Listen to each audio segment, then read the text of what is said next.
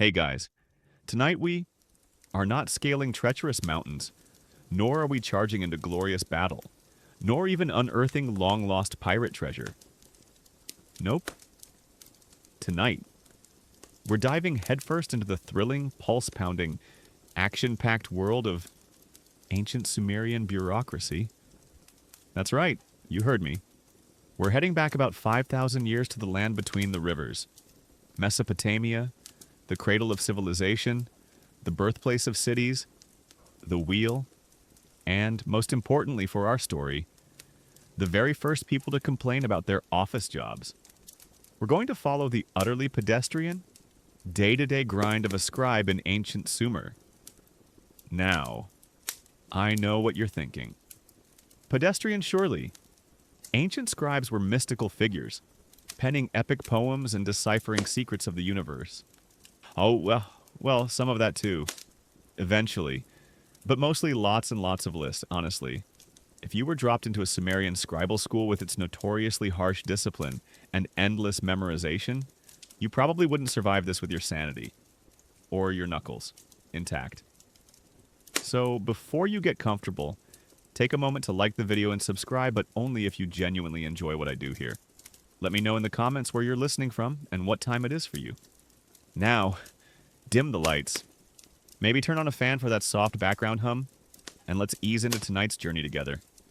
You find yourself blinking in the hazy, golden light of dawn, somewhere in southern Mesopotamia, the land of Sumer, around, say, 2800 BCE. The air is already warm, carrying the scent of damp earth from the nearby Tigris or Euphrates rivers, the lifeblood of this entire civilization. Around you, the city is stirring. Perhaps it's Uruk, one of the world's first true cities, or maybe Ur or Lagash. The buildings are mostly made of sun-baked mud bricks, giving everything a rather uniform, earthy hue, though the occasional whitewashed temple or the towering ziggurat, a stepped pyramid reaching towards the heavens, would certainly catch your eye. This is it, the heart of innovation. These Sumerians, your people, are an ingenious bunch. They've figured out irrigation to turn arid plains into fertile fields. They've got the wheel rolling. They're charting the stars. And they've developed complex systems of governance and trade. And to manage all this burgeoning complexity, they've invented something truly revolutionary. Something that will change the course of human history, forever writing. But let's not get ahead of ourselves with visions of grand libraries filled with leather-bound tomes of philosophy and poetry. The invention of writing, what we call cuneiform, with its distinctive wedge-shaped marks, wasn't born out of a desire for artistic expression or profound spiritual revelation. Nope. It's a widely accepted historical fact that cuneiform, one of the earliest true systems of writing, was developed by the ancient Sumerians primarily for mundane administrative and economic purposes. The first writing wasn't epic poems about heroic gods battling cosmic serpents, or heart-wrenching tragedies about star-crossed lovers. It was more like invoice 3 prize-winning goats, delivered to Temple of Inanna, payment due 2 large jugs of really excellent beer.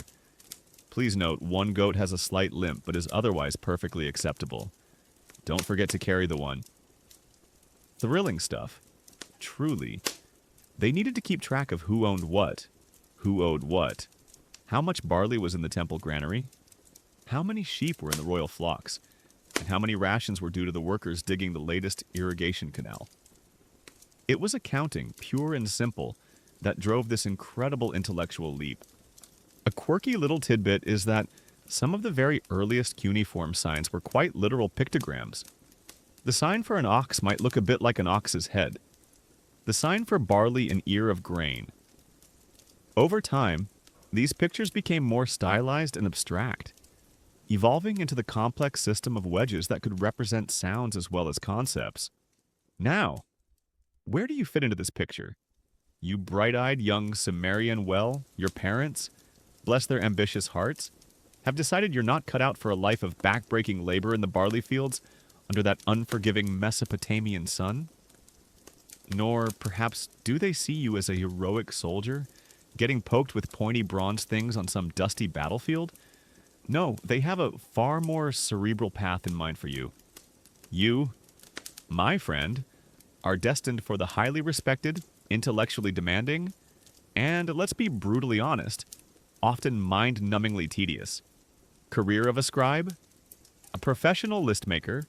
Yes, your immediate future involves a heroic amount of memorization, a lot of wet clay, and an almost spiritual devotion to the art of counting other people's stuff. Don't scoff too loudly just yet. In Sumerian society, literacy was power. Scribes were the literate elite, the knowledge workers of their day. They were indispensable to the functioning of the temple, which was not just a religious center but also a major economic institution, owning vast lands and employing many people. They were vital to the palace, keeping the king's records, drafting his edicts, and managing his estates. They were crucial for trade, drawing up contracts and recording transactions. Historians still argue whether the primary impetus for the invention and proliferation of writing in Sumer was driven more by the complex economic needs of the temple administrations or by the burgeoning requirements of state-level political organization and royal power. Either way, the guys who could read and write those little wedges were the ones holding the keys to the kingdom. Or at least the keys to the grain silo, which was pretty much the same thing. So, the prospect of becoming a scribe wasn't without its allure. It meant a life spent indoors, away from the harshest elements. It meant a degree of social status and influence. It meant you were part of the machinery that made civilization tick. The alternative career paths, like being a farmer subject to floods and droughts, or a potter endlessly shaping clay, though you'll still be dealing with a lot of clay, just in a different form, might seem less appealing. But there's a catch. A rather large clay tablet-shaped catch. Before you can enjoy the heady heights of, say, tallying the royal sock drawer, you have to survive the infamous Aduba, the Sumerian scribe school. And that, as you're about to discover, is where the real drudgery, and perhaps a little bit of terror, truly begins. Get your stylus ready. It's going to be a long, long day. Every day. For many years to come. All right, so you've been earmarked for the prestigious, if somewhat unglamorous, path of the Sumerian scribe. Your stylus is, metaphorically speaking, ready. But before you get to tally your first official sheep, or immortalize a royal decree on a pristine clay tablet, there's a little hurdle you need to clear. A rather large, intimidating, multi-year hurdle. In fact, welcome, young apprentice, to the Aduba, the tablet house, the Sumerian scribe school. Think of it as a highly specialized, incredibly intense boot camp, where they forge literate professionals, often through a combination of terror and endless mind-numbing repetition. Get ready for some serious stylus drills. You shuffle into the Aduba, probably a courtyard or a series of rooms attached to a temple, or perhaps a private establishment run by a stern-looking headmaster known as the Umia, the expert. The air is thick with the smell of damp clay, youthful anxiety, and the faint, ever-present threat of corporal punishment. It's noisy. The chatter of boys, yes. It was overwhelmingly boys from families who could afford the long tuition, the rhythmic tapping and scraping of styluses on clay, the droning recitations, and the occasional sharp bark of a teacher or an older student. A big brother whose job it is to keep you lot in line. You're probably starting young, maybe 6 or 7 years old, and you've got a long road ahead, easily 10 to 12 years. Some say even more, of this daily grind before you can call yourself a proper scribe. A dubsar? The curriculum. Oh, it's a delight. If your idea of delight involves memorizing hundreds upon hundreds of cuneiform signs, the Sumerian school curriculum wasn't exactly finger painting and nap time, with optional modules in interpretive dance. It was more like, Day 1 here are 600 nearly identical wedge patterns, each with multiple phonetic values and several different meanings as a logogram, or word sign. Your task is to memorize them all perfectly. Now do it backwards, just for kicks. And if you get even one tiny wedge out of place, or facing the wrong direction. Well, let's just say my good friend, Mr. Kane, is very eager to make your acquaintance. Nathi, you'd start by learning how to make a decent tablet, how to hold your reed stylus, and then progress to endlessly copying basic sign lists. Syllabaries lists of signs with their phonetic pronunciations, and thematic word lists, every type of tree, every animal known to Sumer, every profession, every god, every city, all neatly categorized and ready for rote memorization. Then there's mathematics. Scribes were, at their core, ancient accountants and administrators, so a firm grasp of numbers was non-negotiable. The Sumerians used a sexagesimal system. That's base 60, the same reason we still have 60 seconds in a minute and 360 degrees in a circle.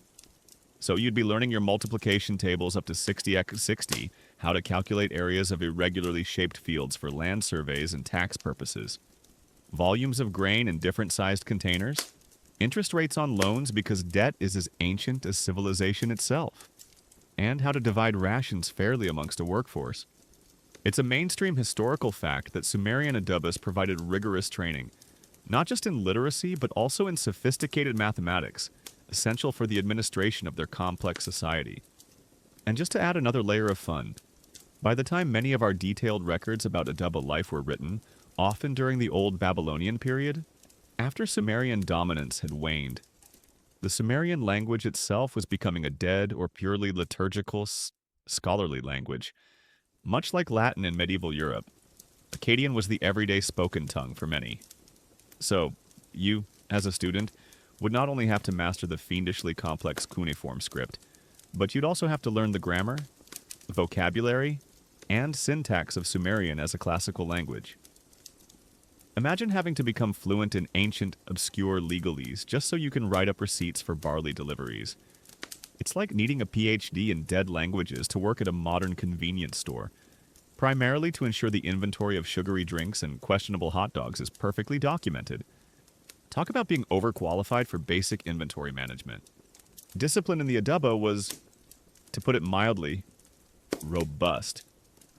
The texts we have are often Aduba literature or school days dialogues, which might be slightly exaggerated for comedic or moral effect, but still revealing, paint a picture of a very strict environment. A quirky and rather revealing tidbit is a famous Sumerian text titled School Days, where a hapless student recounts his miserable day he's caned for tardiness, caned for talking, caned for sloppy handwriting, caned for standing up without permission, caned for not speaking Sumerian correctly. Basically, if you breathed wrong, you were probably getting caned. The big brothers or junior teachers were often the enforcers, quick with the rod. The aim was to instill discipline, precision, and unwavering obedience. A typical day for you, the budding scribe, would be long and arduous, starting before sunrise and ending after sunset. You'd prepare your dub, your clay tablet, carefully kneading it to the right consistency.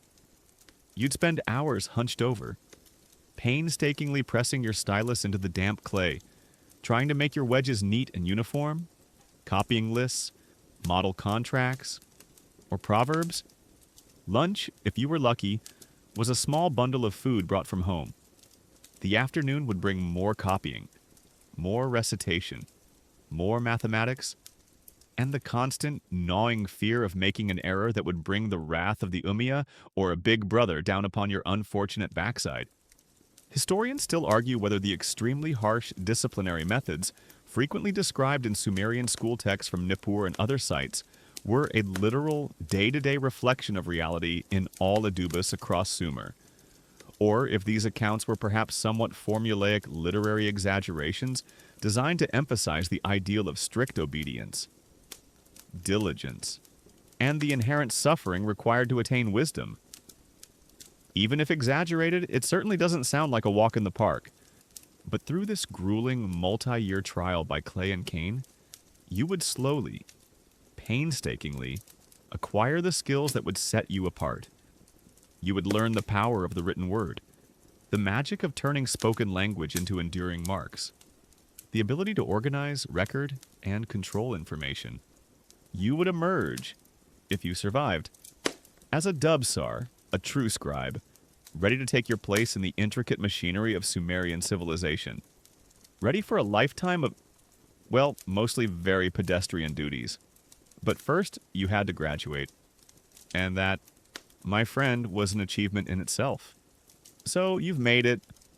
You've survived the Adubba, that grueling multi-year scribal boot camp. Your knuckles are probably a bit tender from all those motivational taps with the headmaster's cane. And your brain is crammed with enough cuneiform signs, Sumerian grammar rules, and mathematical formulas to make a modern supercomputer sweat. You are now a dubsar, a bona fide scribe, ready to take your esteemed place in the well-oiled, if slightly muddy, machinery of Sumerian civilization. Congratulations, your reward for all those years of relentless study and unwavering discipline. A lifetime of, well, as we've hinted, mostly very pedestrian duties, all performed with a surprisingly limited and decidedly earthy set of office supplies. Forget gleaming mahogany desks and ergonomic reed chairs. Your workspace is about to get decidedly down to earth. First up, the star of your professional life.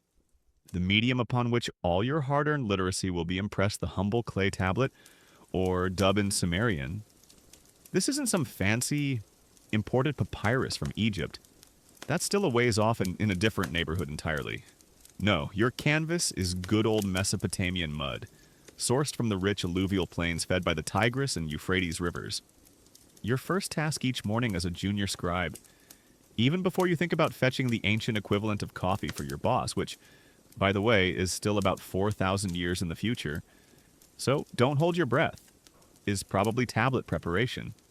This involves taking a lump of wet clay, meticulously kneading it like a baker preparing dough, carefully picking out any stray pebbles, bits of shell, or annoying organic matter that might snag your stylus or, heaven forbid, mar the pristine surface of an important royal inventory. You then shape it into a smooth, damp, usually rectangular or pillow-shaped slab, ready for your wedge-shaped wisdom. They came in various sizes small, palm-sized ones for quick notes or daily records, larger, more substantial tablets for important contracts or literary works, and even round ones, often used by students for those endless practice exercises back in the Adubba. The trick, you see, is maintaining the perfect moisture content. Too wet, and your stylus will just make a gloopy mess.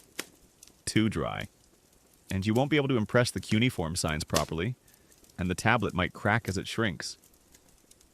It's a delicate balance, learned through long practice. Most of the tablets you'll create for everyday administrative purposes, those endless lists of goats and grain we've been talking about, will simply be sun-dried. They're temporary records, and if a mistake is made, or the information is no longer needed, no problem.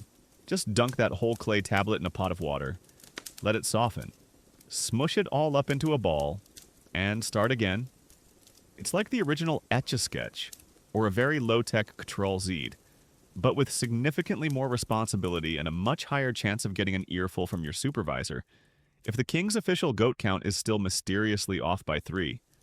For really important documents, though, royal inscriptions, major legal texts, or precious literary works that needed to endure, the tablets might be baked in a kiln, firing the clay hard like pottery and preserving the writing for millennia.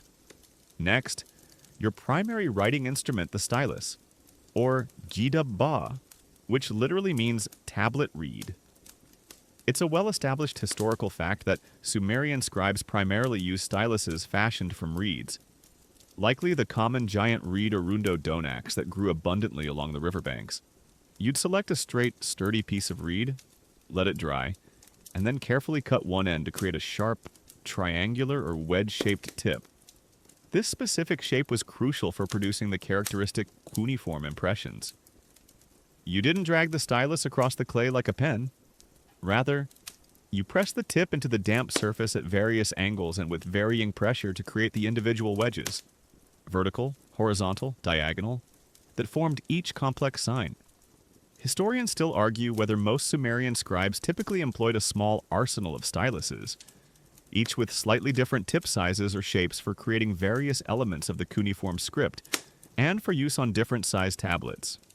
Or if a single, cleverly fashioned, versatile stylus was skillfully manipulated to produce the full, intricate range of wedge impressions. Some evidence also suggests styluses made of bone or wood were occasionally used, perhaps for different effects or when good reeds were scarce. Regardless, keeping your stylus sharp and clean was essential. It was the Sumerian equivalent of a high-quality smart pen. It didn't have Bluetooth, couldn't check your non-existent emails or order takeout, but boy, could it make a precise and lasting indent in some carefully prepared, damp earth? Beyond your clay and reeds, your ancient Sumerian office supplies were fairly basic. You'd have a pot of water nearby, essential for keeping your clay workable, for moistening the surface of a tablet if it started to dry too quickly, for wetting and reforming old tablets, and, of course, for washing your perpetually muddy hands. A piece of cloth or leather might be handy for wiping excess clay or smoothing a tablet's surface. Your finished or unfinished tablets would likely be stored in baskets, wooden boxes, or on shelves in designated archive rooms, meaning the ancient equivalent of filing cabinets. A quirky and rather endearing tidbit is that archaeologists have occasionally found ancient clay tablets bearing the distinct fingerprints of the scribes who made or handled them, and sometimes even the tiny paw prints of a curious cat or dog that happened to wander across a freshly made tablet as it lay drying in the sun. These accidental impressions offer wonderfully human, or animal, touches, connecting us directly to those moments 5,000 years ago. Forget sleek, minimalist workstations. Your daily environment as a scribe probably involved squatting or sitting on a reed mat on an earthen floor, perhaps with a low clay bench or a simple wooden board as a makeshift desk, hunched over your tablet for hours on end. Forget power suits and polished leather briefcases. The successful Sumerian scribe's daily attire was probably slightly mud-stained linen kilt chic, and their most prized personal possession, probably a collection of perfectly cut, well-seasoned styluses that hadn't frayed or split yet. This was the glamorous, high-tech world of Sumerian information management. Armed with your meticulously prepared mud pies and your trusty pointy stick, you are now ready to document the minutiae of an empire, one painstaking wedge at a time. Armed with your meticulously prepared clay tablets, those professional-grade mud pies we talked about, and your trusty reed stylus, freshly sharpened to a perfect wedge. You stand ready. You, the newly minted Dubsar, are about to embark on your first official assignment, ready to document the minutiae of a glorious empire, one painstaking cuneiform impression at a time. So, what earth-shatteringly important task awaits your highly trained intellect on this bright Sumerian morning? Are you to draft a groundbreaking peace treaty? Transcribe a sacred hymn to the mighty god Enlil? Perhaps pen a royal edict that will echo through the ages? Well, not quite yet. Sparky, your first prestigious assignment, the one that will truly test your mettle and your mastery of those hundreds of cuneiform signs, is this: you are now the official Assistant Deputy Under Shepherd's Chief Tally Clerk for the Western Pasture 3rd Class. Your mission, should you choose to accept it, and you really don't have a choice, is to count sheep. Lots and lots of sheep. You trudge out, probably alongside a more senior scribe or a temple administrator who smells faintly of incense and authority, towards the sprawling pastures that surround the city. The great temples of Sumer, you see, weren't just places of worship, they were colossal economic engines. They owned vast tracts of land, employed thousands of people, and, crucially for your current employment prospects, possessed enormous herds of livestock: sheep, goats, cattle, donkeys, the whole pastoral shebang. These animals were walking, bleeding, mooing capital. Sheep provided wool for textiles, a major Sumerian industry and export. Goats and cows gave milk, cheese, and leather. Animals were sacrificed to the gods, their meat consumed by priests and temple personnel. Oxen pulled the plows that tilled the life-giving fields. Even their dung was valuable, collected and dried for fuel or used as fertilizer. So, keeping meticulous track of every single head, hoof, and horn was absolutely paramount. And that's where you come in. Oh, brave counter of creatures. Forget that new papyrus smell you might have read about in overly romanticized historical novels. Wrong time, wrong place, wrong plant. Anyway, the dominant aroma in your new, mostly open-air office is a potent cocktail of eau de Dom sheep, with robust undertones of goat, a hint of nervous shepherd, and the ever-present background note of sun-baked earth and dust. It really clears the sinuses, and quite possibly everything else within a 5-mile radius. The glamour is almost overwhelming. The process itself is a masterclass in organized chaos. The shepherds, leathery-skinned men who probably know each animal by its annoying bleat alone, begin to drive their flocks past your counting station, which might just be you, your senior scribe, and a couple of very important-looking clay tablets resting on a reed mat. Your job is to keep an accurate tally as a writhing, baying, occasionally head-butting river of wool and hooves streams past, trying to get an exact count as 100 agitated, milling sheep push and shove their way through a narrow gate. It's less like precise accounting and more like an extreme, sheep-themed mindfulness meditation, only with a significantly higher chance of getting fleeced yourself, or at least sternly reprimanded, if your final numbers don't quite match the head shepherd's internal and probably infallible count. You'd be there, stylus poised, making swift, neat little wedges on your damp clay. Specific signs for sheep. You. Ram. Lamb. Different signs for goat. She-goat. Billy goat. Kid. Then the numerals, those beautiful base 60 Sumerian numbers. 1 wedge for 1, 2 wedges for 2, up to 9, then a different sign for 10, and so on. You have to be quick, accurate, and try not to let the bleeding unnerve you. It's a well-documented historical fact from countless administrative cuneiform tablets that Sumerian scribes kept incredibly detailed livestock inventories for temples and royal estates.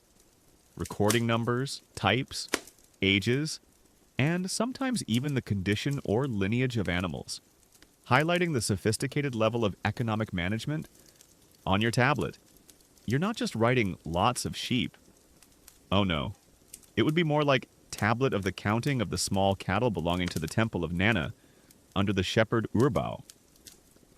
Day 15, month of the divine Dumuzid, adult ewes, white fleeced 287, adult ewes, black fleeced 53, male lambs, springborn 112, female lambs, springborn 121, rams, breeding stock, 15, one old ram, lame in left foreleg, marked for culling. Accuracy was key. These weren't just numbers, they represented real wealth, real resources. If your count was off, it could mean a shepherd was suspected of pilfering, or that the temple's projected wool yield was miscalculated, or that the gods weren't going to get their full quota of sacrificial lambs. The pressure was on. Your highly educated friends might be off somewhere, carefully copying out poetic hymns to the goddess Inanna, or perhaps beginning their studies of the movements of the celestial bodies. You're deep in the nitty-gritty, mastering the subtle art of distinguishing one particularly grumpy-looking ewe with a slightly chewed ear from one unusually fluffy male lamb with an attitude problem in cuneiform. The intellectual thrill is almost unbearable, I tell you. A quirky and rather charming tidbit found on some of these ancient livestock tablets are little personal notes, or identifying marks for certain animals, almost like an early form of livestock branding or ear-tagging records, sometimes mentioning the dappled ox or the goat that always tries to escape. It gives a tiny glimpse into the more personal side of herd management, and the sheer volume of these records is astounding. Thousands upon thousands of tablets, just dedicated to counting sheep, goats, and cows. It's a testament to how vital these animals were. Historians still argue, so when looking at these incredibly meticulous livestock accounts, whether they reflect a perfectly efficient, centrally controlled, and smoothly operating temple economy, or if the very intensity and detail of such constant counting and recounting actually indicates underlying anxieties about resource security, potential pilfering by herders, or the inherent difficulties in accurately managing large, often dispersed, herds in a pre-modern agricultural system. So there you are, day in, day out, season after season. At least for this phase of your scribal apprenticeship, counting, recording, ensuring every last bleat and moo is accounted for. It's dusty, it's smelly, it's repetitive. It is, in a word, utterly pedestrian. But it's also vital. You are a small, but essential cog in the great machine of Sumerian civilization, ensuring that the wealth of the temple, the foundation of the economy, is properly documented. Now, if only these sheep would stand still for just a minute. So, you've spent what feels like an eternity in the sun-drenched, sheep-scented pastures, meticulously tallying every last bleeding, head-butting member of the temple flocks. Your cuneiform signs for ewe, ram, and lamb that looks suspiciously like it's plotting an escape are now second nature. Congratulations, O dedicated Dubsar. Your reward for this ovine odyssey, a thrilling promotion. You're moving up in the world, from the unpredictable chaos of livestock accounting to the calm, cool, and utterly captivating realm of grain silo inventory and beer jar audits. Yes, you've traded the great outdoors for the great indoors. Specifically, the dusty, dimly lit, and surprisingly bustling temple or palace storehouses. It's like going from being a field biologist to a glorified stockroom manager. Sumerian style. But with significantly more at stake than just ensuring there are enough paper clips. Before you roll your eyes too hard and accidentally smudge your freshly prepared practice tablet, you need to understand something crucial about ancient Sumer barley. And beer were not just food and drink. They were the absolute bedrock of the economy and society. Barley was the staple crop, the carbohydrate fuel that powered this whole civilization. It fed the people. It fed the remaining uncounted animals. And most importantly, it was the primary ingredient for beer. And Sumerian beer. My friend, wasn't some frivolous hipster craft brew. It was a dietary fundamental. It's a well-established historical fact that beer was consumed by everyone in Sumer, from the highest priest to the lowliest canal digger. It was nutritious, packed with calories and B vitamins, and often safer to drink than water from rivers or canals, which could be, shall we say, a bit iffy in terms of sanitation. Workers were frequently paid their wages in beer and bread rations. So, controlling the grain and beer meant controlling wealth, labor, and, to a large extent, the happiness and stability of the populace. No pressure, then, on you, the newly assigned pantry accountant. Your new office is likely a series of interconnected mud brick rooms, cool and shadowy compared to the glare outside, filled with the dry, earthy smell of stored grain, the slightly sweet, malty aroma of beer fermentation, and the ever-present scent of aged clay from countless record tablets. Your task is to meticulously record every single measure of barley, wheat, emmer, an ancient type of wheat, sesame seeds, dates, and, of course, every last jar of that precious, life-sustaining beer. Forget wine sommeliers meticulously cataloging dusty vintages in a French chateau. Ancient Sumer needed highly organized beer actuaries and grain-counting gurus. You are now one of them. Let's start with the grain. After the harvest, an avalanche of barley would pour into these temple or palace granaries. You or someone under your watchful scribal eye would oversee the measuring. The Sumerians had standardized units of volume, the sila roughly a liter, and the gur a much larger unit, perhaps around 300 sila. You'd be there, a stylus at the ready, as workers scooped and poured, noting down, incoming, day 5, month of the festival of eating. From the fields of farmer Urnama, 73 gur of prime quality barley for the temple bakehouse. 22 gur of second grade barley for animal fodder. Then there are the disbursements. Outgoing to the overseer of the canal diggers' rations for 30 men for 10 days, 15 gur of barley, 300 sila of beer. Make sure they sign the receipt tablet, and no, they can't have an advance on next month's beer. You'd keep meticulous ledgers, incoming, outgoing, running balances. You might even note which specific silo or storeroom the grain was in, and its intended purpose. The thrill of noting Silo 3 now contains precisely 500 gur of top-grade barley. An audited increase of 20 gur from yesterday's meticulous count is almost too much to handle. Try to contain your sheer, unadulterated excitement, new Scribe, because there's still the sesame seed inventory and the date palm harvest accounts to get through before sundown. And then, the beer? Oh, the glorious, life-giving beer. The Sumerians were master brewers and had a wide variety of brews. Golden beer, dark beer, sweet beer, strong beer, pressed beer, each with its own recipe and presumably its own devoted following.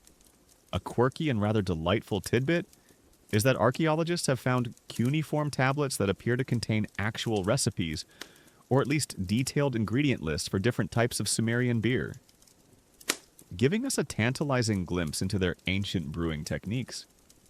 Your job isn't to sample the product, alas, probably not during work hours, anyway, but to account for it. Beer was typically stored and transported in distinctive pottery jars with pointed bases, of various standardized sizes. You'd be counting these jars, noting their capacity and the type of beer they contained.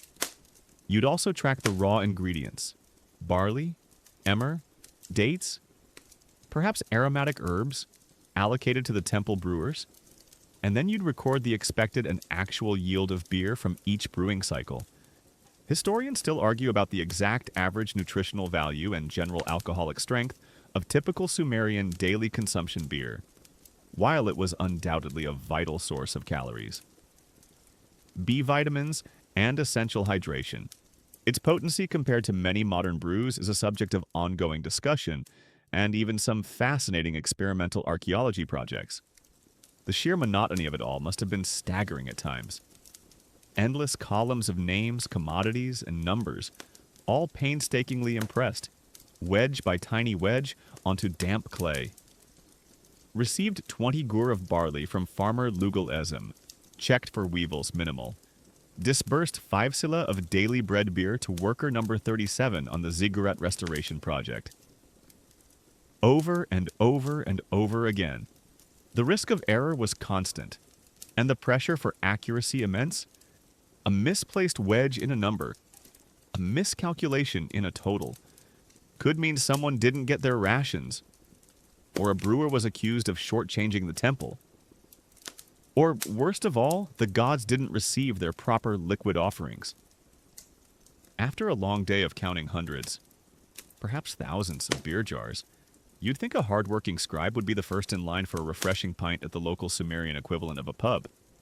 But more likely, you just stumbled home, your fingers aching, your eyes blurry, and dreamt of perfectly balanced ledgers and beer jars that didn't develop mysterious leaks overnight. The original work-life imbalance, brought to you by the inventors of civilization, and the obsessive need to count every last drop. All right. So you've successfully navigated the intoxicating world of Sumerian beer and barley accounting. Your ledgers are balanced, your silo inventories are impeccable, and you can probably calculate grain rations in your sleep, which, let's be honest, is what you mostly dream about these days anyway. Your supervisor, perhaps impressed by your ability to distinguish between 7 subtly different grades of brewing barley, or maybe just because it's your turn in the rotation, has decided you're ready for a new challenge. You're moving on from the relatively straightforward world of counting things to the thrilling, intellectually stimulating, and often mind-bendingly repetitive domain of Sumerian legal documentation. Yes, you get to trade your abacus for the ancient equivalent of a law degree, or at least the part of it that involves endless drafting and zero courtroom drama. So you thought counting beer was dull. Welcome to Sumerian Legalese 101. Get ready for thrilling clauses like, The aforementioned party of the first part, hereafter known as Uglub, son of Glubug of the slightly too loud loincloth clan, does hereby solemnly convey unto the party of the second part, one Lugal Shaga, son of Enkimansum of the perpetually bewildered eyebrow. It's truly riveting stuff. Really makes the heart sing with bureaucratic fervor. You see, as Sumerian society grew more complex, with its bustling cities, expanding trade networks, and increasingly stratified social hierarchies, so too did the need for formal written agreements, and a system for resolving disputes. These weren't lawless folks. It's a well-established historical fact that Sumerian civilization had a remarkably sophisticated legal system for its time, with written law codes appearing very early on, precursors to the more famous Code of Hammurabi from Babylonian times. And who was at the heart of documenting all this legal wrangling, ensuring every sale, every marriage, every loan, every petty squabble was meticulously recorded for posterity and, more importantly, for future litigation? That's right, you, the ever-versatile Dubsar. Your new tasks involve drafting, witnessing, and archiving a veritable mountain of legal tablets. The precision required here is a step up from your grain-counting days. A misplaced wedge, an ambiguous phrase in a contract for the sale of a prize-winning milking goat, could lead to decades of feuding between two prominent families, or worse, an audit by a very stern temple official. So, you sharpen your best stylus and prepare to dive into the thrilling world of sales contracts. Imagine two Sumerians, perhaps a farmer selling a plot of land and a merchant looking to invest his silver. You'd be the one to draw up the tablet detailing the names of the buyer Ur-Nungal and the seller Nindinger Ana, the precise dimensions and location of the field, often described by its proximity to canals or neighboring properties. The agreed-upon price, say, 20 shekels of silver and 3 fat sheep, and, crucially, a long list of witnesses. Some of these contracts had more witnesses than a modern celebrity wedding. And witnessing this momentous sale of one slightly used, but generally agreeable, donkey are the local baker who probably just wants to get back to his loaves, the potter who's eyeing the clay tablet with professional interest, the fellow who sells suspiciously cheap fish down by the main canal, his second cousin twice removed, 3 random shepherds who happened to be passing by and got roped in, and a very serious-looking goat that seems to be someone's emotional support animal. Each witness and the primary parties would then roll their personal cylinder seal, a small, intricately carved stone cylinder unique to them, across the wet clay as their binding signature. Your job would be to note whose seal was whose. Then there are marriage contracts. These weren't just about love. Sweet love, though, that might have occasionally factored in, somewhere down the list. These were serious business arrangements, detailing the dowry brought by the bride, the bride price paid by the groom's family, the status and inheritance rights of any future children, and often, the rather unromantic conditions under which a divorce might be permissible. You'd also be drafting adoption contracts, formalizing the process and ensuring adopted children had legitimate claims to inheritance. Loan agreements were another daily staple recording the amount of silver or barley loaned. The often exorbitant interest rates because Sumerian payday lenders were apparently no joke either. The repayment schedule, and any collateral pledged, which could range from a field or a house to, in truly desperate cases, even one's own children. The penalty clauses in some of these Sumerian contracts were impressively severe. And if said party, Enlil Bani, fails to deliver the agreed-upon 67 bushels of entirely blemish-free, top-quality dates by the next full moon, may his beard fall out in clumps, may his prize-winning ox develop an unfortunate case of the hiccups, and may all his beer inexplicably turn to lukewarm mud for the rest of his natural-born days. Thus, makes today's credit card late fees seem positively benign, doesn't it? And, of course, where there are contracts, there are inevitably complaints and disputes. Someone's ox has indeed eaten their neighbor's prize-winning barley. A merchant has sold a pot that leaks worse than a politician's alibi. You, the scribe, might be called upon to take down the initial complaint. Meticulously record the testimonies of witnesses trying to capture the nuances of spoken Sumerian, with all its grunts and dramatic sighs, into precise cuneiform, or draft the final judgment handed down by a temple official or a panel of city elders. The court of the esteemed elders of Nippur has heard the plaintiff's grievance concerning the allegedly evil eye cast by the defendant's goat upon the plaintiff's prize-winning patch of particularly pointy turnips. After much deliberation and a short recess for a beer, it is decreed that the goat shall henceforth wear a small, decoratively tasseled blindfold when facing east. Yes, you, the highly educated scribe, get to take down these vital depositions and judgments. Try to maintain a professional look with straight face while writing evil eye in perfect, grammatically correct cuneiform? A quirky and surprisingly common.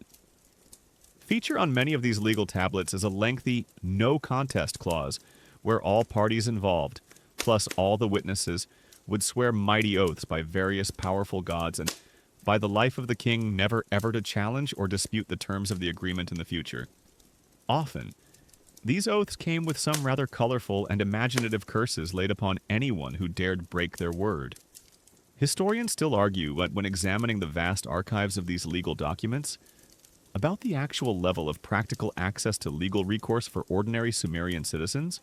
While numerous complaint tablets from commoners do exist, it's a subject of ongoing debate whether the formal legal system primarily served to uphold the interests and property rights of the elite and powerful, or if the average Sumerian farmer or craftsperson truly had a realistic and fair chance of achieving justice and redress through these meticulously documented, seal-impressed, and divinely cursed processes. So, your days are now filled with the precise, formulaic language of the law. It's a world of heretofore, whereby, in perpetuity, and so-and-so, son of so-and-so, who is the son of that other so-and-so you might remember from the Great Canal Project of 27. It's mind-numbing, it's exacting, and it's absolutely essential. You are the guardian of agreements, the recorder of rights, the quiet, clay-dusted architect of social order, one mind-numbingly detailed legal document at a time. Your mastery of Sumerian legalese, with all its convoluted clauses and endless lists of witnesses, has not gone unnoticed. You can now draft a contract for the sale of 3 slightly asthmatic donkeys with such precision that it would bring a tear to the eye of the most hardened temple administrator. But just as you're getting comfortable in your relatively cool, if somewhat dusty, tablet room, dreaming of perfectly aligned cuneiform and unambiguous penalty clauses, your supervisor taps you on the shoulder. It's time for a field trip. Yes, you get to swap the sophisticated aroma of drying clay and old legal precedents for the invigorating, earthy bouquet of, well, more mud. Actually, you're heading out to measure fields and mark boundaries. Don't forget your official Sumerian Scribe all-weather loincloth, TM, and your special anti-snake-in-the-reeds protective sandals. In the agricultural economy of ancient Sumer, land was everything. That fertile silt deposited by the Tigris and Euphrates rivers was the literal foundation of their civilization. The source of the barley that fed the people and fueled the beer economy you so meticulously accounted for earlier. Land was owned by the temples, by the palace, by wealthy families, and by smaller, independent farmers. And with ownership comes the inevitable need for clear definitions, for accurate measurements, and for resolving those delightful little squabbles about exactly where one person's patch of dirt ends and another's begins. This is crucial for land sales, for lease agreements, for inheritance settlements. Remember all those contracts you were just drafting, for calculating how much seed grain is needed for planting, for estimating potential harvest yields, and, most importantly from the state's perspective, for levying taxes. Someone has to make sure everyone is paying their fair share of barley based on the size of their plot. Guess who that someone, or at least their trusted record keeper, is? So, out you trudge, probably as part of a small team. There might be a senior scribe, a couple of sturdy fellows designated as rope stretchers, an actual job title, more or less, and perhaps nervous representatives of the landowners whose fields are about to come under your exacting mathematical scrutiny. Your tools for this outdoor adventure are deceptively simple measuring ropes, often knotted at specific intervals, and measuring rods of standardized lengths, like the Nindan, which was about 6 of our modern meters, or roughly 20 feet, and, of course, your trusty clay tablet and stylus, because even in the middle of a muddy field, the paperwork must go on. This is where all those geometry lessons back in the Adaba, the ones you might have thought were just abstract torture, suddenly become very, very practical. You'll need to calculate the areas of fields that are rarely perfect squares or rectangles, often being irregular polygons thanks to the meandering paths of irrigation canals and the natural contours of the land. The process itself is a delightful blend of applied mathematics and hands-on agriculture. First, you have to identify the existing boundary markers. These might be specially inscribed stones. The later Babylonians had impressive kudurus, but the Sumerians had their own, perhaps simpler markers, a distinctive old tree, or the edge of a canal. Then the measuring begins. The rope stretchers pull their lines taut along one side of the field, while you or the senior scribe carefully count off the rod lengths. You're jotting down these dimensions on your tablet, probably also sketching a rough plan of the field. It's a fascinating historical fact that Sumerian scribes were proficient in practical geometry. Surviving tablets show they had formulas for calculating the areas of triangles, trapezoids, and other shapes, essential for accurate land assessment. These field plans, often simple outlines with dimensions and calculated areas noted, are some of the earliest maps known to humanity. Cartographic genius. Sumerian style. Okay, this lumpy oblong represents Lugal Abzu's prime barley field. This wiggly line here is the notoriously unreliable canal of much grumbling and occasional frog infestations. Whoa! And this big X marks the spot where I nearly lost my best stylus in a patch of particularly tenacious and aggressively sticky mud last planting season. Of course, fun in the field comes with its own special Sumerian flavors. There's the mud. Oh, the glorious, squelchy, shoe-stealing mud of freshly irrigated fields. Try keeping your clay tablet pristine while wading ankle-deep in that. Then there's the blazing Mesopotamian sun, with absolutely zero shade to be found in the middle of a vast expanse of sprouting barley. Add in a healthy cloud of buzzing flies, persistent mosquitoes with a taste for literate ankles, and the occasional startled frog or slithering what have you, and it's practically a vacation. And then, the highlight of any land surveyor's day arguing with the farmers? Historians still debate the precise accuracy of Sumerian land surveying techniques and how universally these were applied. While their mathematical formulas for area calculation were often quite sophisticated for the era, the practical day-to-day challenges of measuring uneven, muddy terrain with relatively simple tools like ropes and rods may have led to inevitable approximations and, consequently, numerous localized disputes, some of which are reflected in surviving complaint tablets. You can just picture it farmer Enki Dugdu, his face weathered by years of sun and toil, vehemently insisting that the ancient boundary stone has definitely been mysteriously nudged a good 3 cubits onto his land by his no-good, shifty-eyed neighbor. Urzababa? My great-great-grandfather, may he feast forever on heavenly dates, swore on the sacred ziggurat of Nippur that this land went all the way to that slightly more crooked and significantly less productive-looking date palm over yonder. Trying to convince him that your carefully measured, mathematically sound calculations indicate otherwise requires the diplomatic skills of a seasoned UN ambassador and the patience of a particularly stoned, sun-baked tortoise. Your meticulously recorded tablet would note the dimensions of each side of the field, the calculated total area in Sumerian units like the IQ or Azar, perhaps the quality of the land prime arable, somewhat salty, prone to unexpected sinkholes, the name of the current owner or tenant, the names of the owners of all adjacent plots just to be thorough, the date of the survey, and, of course, the names of everyone in your surveying party who witnessed these crucial measurements. A quirky, and sometimes rather ornate, tidbit is the existence of these official boundary stones, or kudurus in later periods. which were often inscribed not only with the details of the land grant, but also with images of gods and a veritable laundry list of terrifying curses upon anyone who might dare to move or deface the marker. It was serious business. So, covered in a fine layer of dust, with mud squishing between your toes, and your ears still ringing from Farmer Enki Dugdu's passionate defense of his ancestral turnip patch, you head back to the relative sanity of the tablet house. You've defined property. You've facilitated taxation. You've probably prevented at least 3 inter-family blood feuds over fence lines or lack thereof.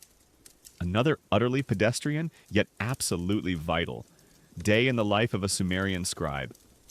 Your boots, or rather, your reed sandals, are probably still caked with the finest Sumerian agricultural mud from your recent adventures in land surveying. You've meticulously measured fields, probably had more arguments about wonky boundary stones than you care to remember, and your geometric calculations are, if you say so yourself, a thing of beauty. Your supervisor, noting your resilience in the face of both belligerent farmers and swarms of particularly aggressive Mesopotamian gnats, decides you're ready for a taste of the high life. Well, the slightly less muddy life. Anyway, you're being reassigned. Your new, thrillingly pedestrian duty. Taking dictation for important people. Yes, you're about to become a royal mailman of sorts. Or at least the guy who writes the mail before the actual mailman who probably just runs really fast has to deliver it. Get ready for some dictation drudgery, and try not to misspell omnipotence when the king is in a flow. In the sprawling city-states and nascent empires of ancient Sumer, effective communication over distances was absolutely vital. How else would the king convey his divine will to the governor of that troublesome northern province? How would a military commander report on the disposition of unfriendly nomadic tribes lurking just beyond the irrigated farmlands? How would vital trade negotiations be conducted with far-off cities? Or important religious instructions be disseminated to far-flung temples? The answer, of course, was the written word, painstakingly impressed onto durable clay tablets by skilled scribes like yourself. The rulers and high officials, you see, we're often far too busy being, well, rulers and high officials, to bother with the messy, time-consuming business of actually writing things down themselves. Or perhaps, like many powerful people throughout history, their handwriting was atrocious. That's where you, the humble dubsar, come in. This is a significant step up in responsibility. You're no longer just counting sheep or barley, though you can be sure those numbers will feature heavily in the letters you're about to write. You're now handling potentially sensitive information, official decrees, diplomatic overtures, and military dispatches. One misplaced wedge, one ambiguous phrase, could lead to a serious misunderstanding, a failed treaty, a lost battle, or even worse, a very displeased monarch with a short temper, and a long list of people to blame. Your listening skills need to be impeccable. Your ability to quickly process spoken words and translate them into precise cuneiform, almost instantaneous. You'll likely be working in the slightly more rarefied atmosphere of the palace, or a high official's residence. Fewer sheep, more polished clay floors, perhaps even a fan wafted by a bored-looking servant if it's a particularly hot day. Luxury. Picture the scene. His Royal Highness, King Ur-Ninurta, the mighty shepherd, beloved of the sky god Anu, he whose sandals are woven from purest spun awesome, and purveyor of surprisingly good royal fig preserves, is pacing his audience chamber, gesturing dramatically as he dictates a letter to the somewhat recalcitrant governor of the distant city of Kish. Your new, slightly terrifying gig royal stenographer. Your main challenge, apart from ensuring the king doesn't trip over his own lengthy titles, is to capture every nuance of his royal pronouncements onto your damp clay tablet.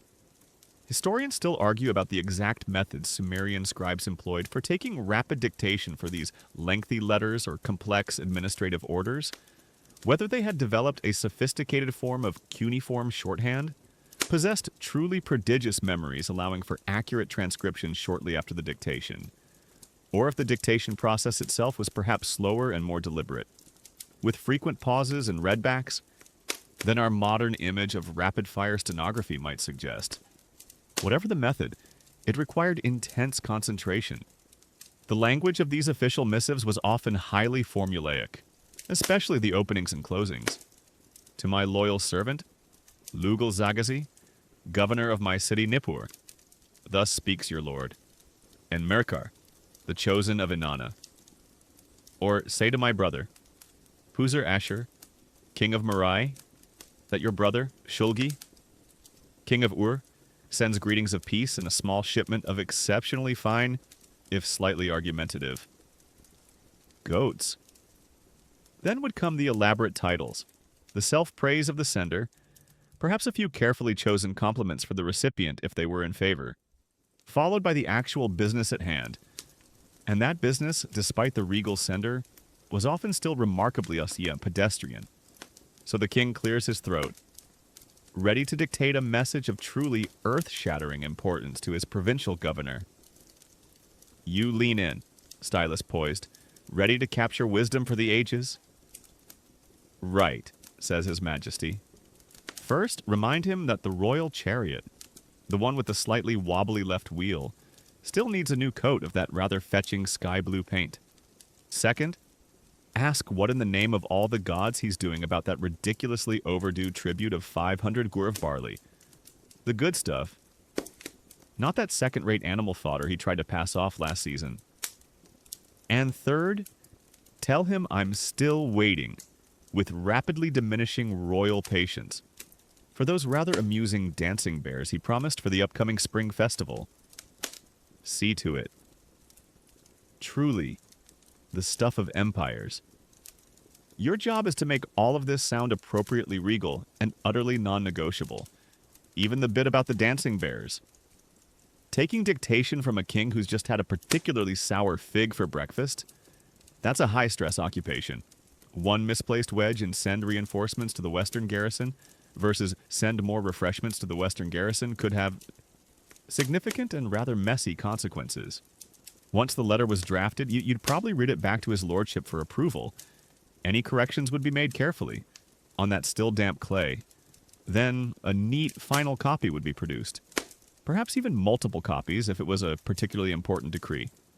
It's a well-established historical fact that royal and official correspondence formed a significant part of the duties of Sumerian and later Mesopotamian scribes. Thousands of these letters, often found still enclosed in their protective clay envelopes, have been discovered by archaeologists, covering a vast range of topics from high-level administration and military campaigns to diplomatic negotiations and the management of royal estates. And what about sending these precious missives you, the scribe, wouldn't usually be the one running it across the desert, but you would prepare it for its journey. A quirky and rather ingenious tidbit is the Sumerian method of enveloping important tablets. The scribe would take the primary tablet, once it was written and perhaps lightly sun-dried, and then wrap it in a thin layer of fresh clay, effectively creating a clay case or bulla around it. On the outside of this clay envelope, the scribe would often write the recipient's name and address, and perhaps a summary of the contents. And then the sender or an official would roll their cylinder seal across it to authenticate it. To read the letter, the recipient would simply break open the outer clay shell. It was the original tamper-proof packaging, and if the recipient got a pre-smashed envelope, they knew the messenger had either been exceptionally clumsy during that last sandstorm or, more worryingly, had been trying to sneak a peek at the Royal Mail. Either way, someone was likely in for a very stern talking to, probably involving a large, pointy stick and a distinct lack of future employment prospects in the Royal Messenger Service. So there you are. A key, if often unheralded, player in the grand communication network of the ancient Sumerian state. You're translating the whims and commands of the powerful into enduring cuneiform, ensuring that orders are transmitted, reports are received, and the vital, if sometimes pompous and surprisingly mundane, business of empire keeps on ticking. Just try to keep up with the royal dictation speed, and for goodness sake, don't smudge the bit about the dancing bears. Your days spent diligently taking dictation from puffed-up royal personages, carefully capturing every whereas, henceforth, and vital instruction concerning the procurement of dancing bears have certainly honed your cuneiform skills. You can now probably write His Most Glorious Sun-like Majesty, King Lugal Banda the occasionally irritable backwards, with your eyes closed while balancing a recalcitrant goat on your head. Impressive stuff. And this newfound proficiency, this demonstrable ability to handle complex language and important information without, say, accidentally starting an inner-city war with a misplaced wedge, has earned you yet another thrilling rotation in the grand carousel of Sumerian scribal duties. Get ready, because you're about to dive into the universally beloved, always joyful, and never at all stressful world of tax collection. Or more accurately, the meticulous recording thereof. Tax season in ancient Sumer. Everyone's favorite time of year, no doubt. You, the ever-diligent scribe, get a front row seat to the delightful spectacle of your fellow citizens cheerfully, enthusiastically, and without a single grumble, handing over a significant portion of their hard-earned barley, their prize-winning goats, and their slightly lumpy, but no doubt lovingly crafted woolen cloaks. The air just crackles with, well, mostly with thinly veiled resignation and the smell of anxious livestock. You see, running a magnificent Sumerian city-state, with its towering ziggurats that need constant maintenance, its intricate network of irrigation canals that require perpetual dredging, its city walls that always seem to need patching up, not to mention feeding the priests, paying the palace administrators, and equipping the occasional military expedition. Well, it all costs. And since minted coinage is still a future fantasy, these costs were primarily met through taxes paid in kind.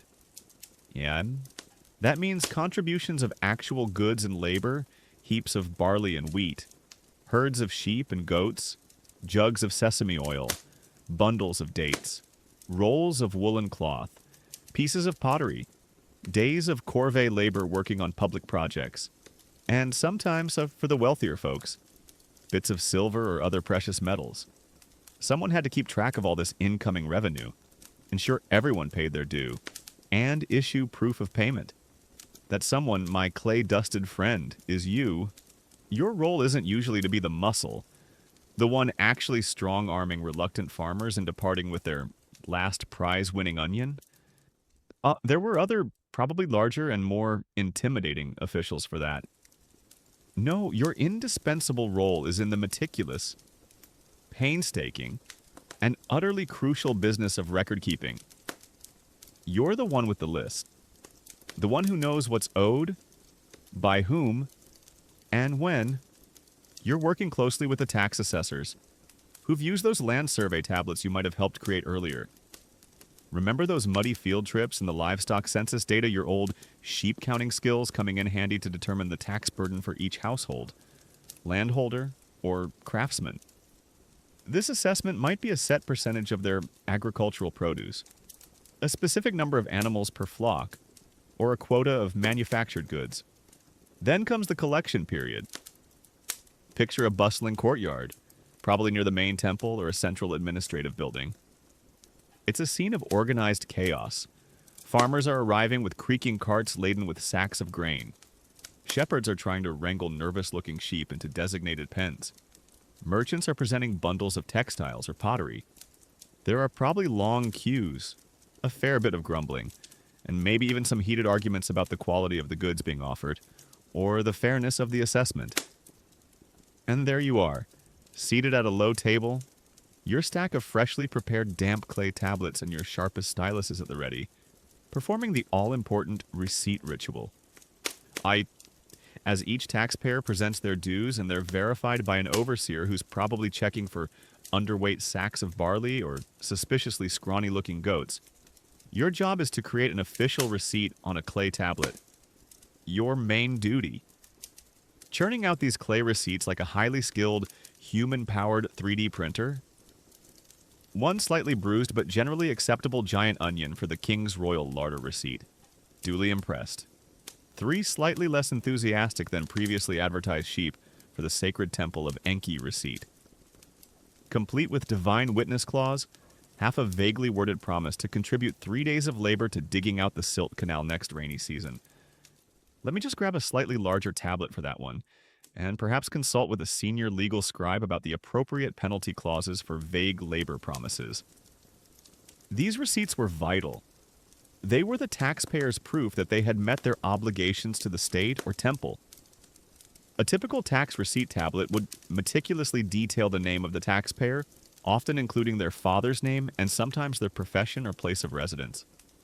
For clarity, the exact date of payment, the type and precise quantity of goods rendered a 15 silla of first grade, thoroughly winnowed barley, or 1 healthy male goat, approximately 2 years of age, with no discernible blemishes and a reasonably pleasant disposition, or 3 finely woven, indigo-dyed woolen cloaks, suitable for a minor temple functionary. It would also state the purpose for the annual royal tax, or offering due to the temple of Inanna for the month of Kislevu, and bear the name of the receiving official or scribe. That's you.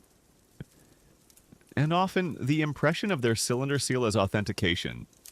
The terrors of tax time were real, both for the taxpayers and for you.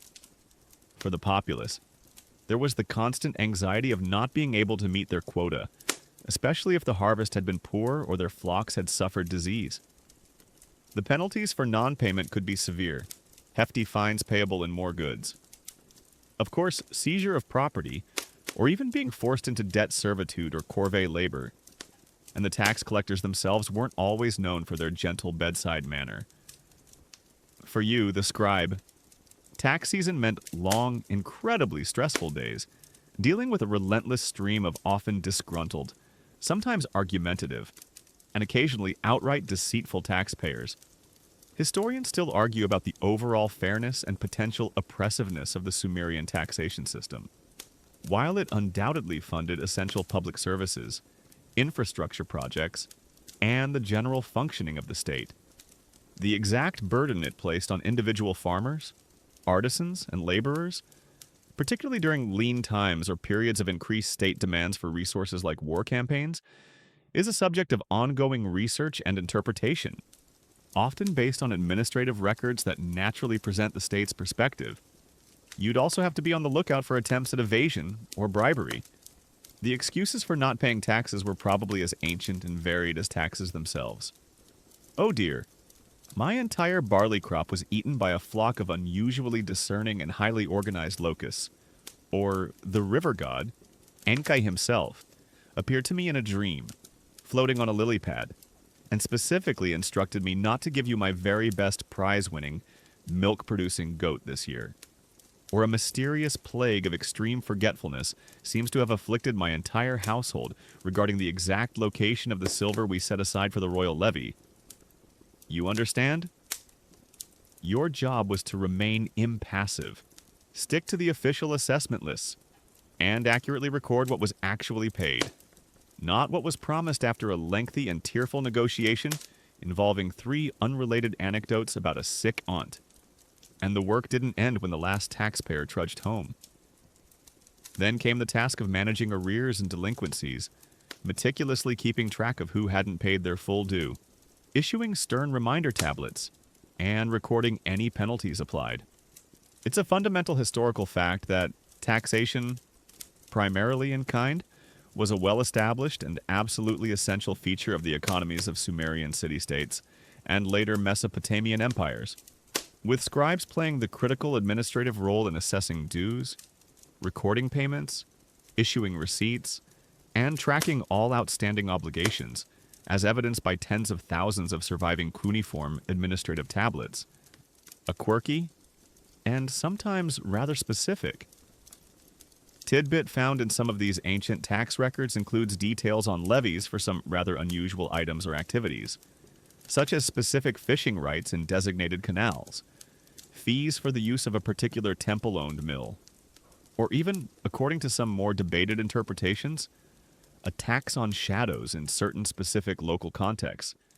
Though what that actually entailed is wonderfully obscure, So, at the end of another long, exhausting day of tax season, as you carefully scrape the last bits of damp clay from under your fingernails and try to get the faint smell of anxious goat out of your tunic, you can take a deep, if weary, satisfaction in knowing you've played your vital, if perhaps not entirely beloved, part. You've ensured the mighty cogs of Sumerian bureaucracy, and indeed the entire Sumerian economy, continue to grind exceedingly slowly, meticulously, and with every last onion duly reseeded. But grind they do, the relentless, if exceedingly slow and meticulous, grinding of those mighty cogs of Sumerian bureaucracy, powered by your tireless stylus and an endless supply of damp clay, has not gone unnoticed. You've proven your worth in the dusty chaos of tax season, ensuring every last onion and grumbling goat is duly reseeded and accounted for. And now, a new, and in some ways even more august, sphere of pedestrian record-keeping opens up to you. You're moving into the sacred heart of the city, the temple complex itself, to become an accountant for the gods. Yes, you heard that right. Your new department, divine catering and celestial inventory management. Job 1, ensure the mighty sky god Anu gets his preferred brand of freshly pressed sesame oil. And that absolutely no one has been surreptitiously sneaking extra honey cakes from the divine mother goddess Ninhursag's private celestial stash. The gods, you will soon learn, are surprisingly particular, and their earthly administrators even more so. You already know that Sumerian temples weren't just quiet little chapels for Sunday worship. They were colossal economic and social institutions, often the largest landowners in a city-state, major employers of artisans and agricultural workers, centers of craft production, think weaving workshops and breweries operating on a divine scale, and crucial hubs for the redistribution of goods. In Sumerian cosmology, the city and all its surrounding lands ultimately belonged to its principal deity. The king was merely the god's chosen steward, and the temple was the administrative center for managing the god's vast earthly estate. This naturally involved an incredible amount of stuff, incoming and outgoing, all of which needed to be tracked with divine precision by scribes like you. So, you might find yourself permanently attached to the sprawling temple complex of, say, Inanna, the formidable goddess of love, war, and a surprising number of bureaucratic procedures. Your days are now spent keeping meticulous records of every single item that crosses the temple threshold as an offering, tithe, or rent from temple lands, and every single item that is disbursed for the god's cult, the temple's upkeep, or the sustenance of its vast personnel, from the high priest down to the temple sweeper. It's similar to your previous inventory work. Sure, but now everything has a faint aura of sanctity, a whisper of the divine, overlaid with the same old relentless need for perfectly balanced ledgers. Let's talk offerings. The gods, it turns out, had quite an appetite and a fairly demanding daily schedule. You'd be recording the daily provisions for the cult statue of the deity, a statue believed to house the god's actual presence. This wasn't just a symbolic gesture, that the god was thought to literally consume the essence of the food and drink presented. So, your tablets would list morning meal for the divine Enlil, 2 loaves of finest emmer bread, 1 jar of date wine unwatered, a selection of fresh figs, a bowl of clotted cream, and a pleasing arrangement of incense. Then there were the much larger, more elaborate offerings for festival days, New Year celebrations, harvest festivals, days sacred to particular deities. These would involve fattened sheep and oxen for sacrifice. Your livestock counting skills are still relevant. Vast quantities of high-quality beer and bread, precious oils, fine linen garments for the cult statue, and perhaps even imported wine for a truly divine party. It's a mainstream historical fact that Sumerian temples were powerful economic institutions that received and redistributed enormous quantities of goods, with scribes meticulously recording these transactions to manage the temple's wealth and ensure the gods' cultic needs were met. Beyond the regular catering, you'd also be logging votive offerings. These were gifts brought by individuals, from the king down to a humble farmer, perhaps seeking the god's favor in a business venture, giving thanks for recovery from illness, or fulfilling a vow made in a moment of desperation. These could range from a small, crudely made clay figurine of a worshiper to a valuable piece of lapis lazuli jewelry, a finely crafted bronze axe head, or even a prize-winning dairy cow pledged to the temple herds. Each item, regardless of its monetary or spiritual value, had to be noted its description, who gave it, when, and for what presumed purpose. And then there were the tithes, that 10th part of the harvest, or the firstborn of the flock, traditionally owed to the god as owner of the land. More counting, more lists. When someone brings in a slightly bruised but spiritually sincere pomegranate as an offering to the all-powerful sky god Anu, you, the scribe, have to make a delicate judgment call. Does this meet the established divine quality control standards? Or should I discreetly list it as pomegranate offering discount section? Perhaps suitable for a lesser household deity or a particularly forgiving ancestral spirit. Probably best to just write one pomegranate and let the priest sort out its ultimate divine disposition. It wasn't all just groceries for the gods and their earthly staff, either. You'd also be responsible for keeping inventories of the temple's treasures, precious metals like gold and silver, exotic stones like lapis lazuli imported all the way from Afghanistan and carnelian from India, all used for decorating the temple, crafting and adorning the cult statues, and creating sumptuous jewelry for the divine images. Your tablets would record the weight and purity of incoming metals, the source of precious stones, and the current inventory of finished sacred objects. Counting lapis lazuli beads for the goddess Inanna's new ceremonial necklace is certainly a step up from tallying muddy sheep, but it's arguably even more stressful. Drop one tiny, irreplaceable blue bead, and it's not just a simple accounting error, it's a potential divine narazgi of cosmic proportions. The great goddess is short one sacred lapis bead for her divine left earlobe. Unleash a plague of a slightly inconvenient paperwork and a strongly worded memo to the head goldsmith. This is where ritual and bureaucracy intersected with almost comical precision. The gods demanded their sacrifices, their libations, their finery, but the earthly temple administration, run by very practical priests and overseers, demanded immaculate accounts.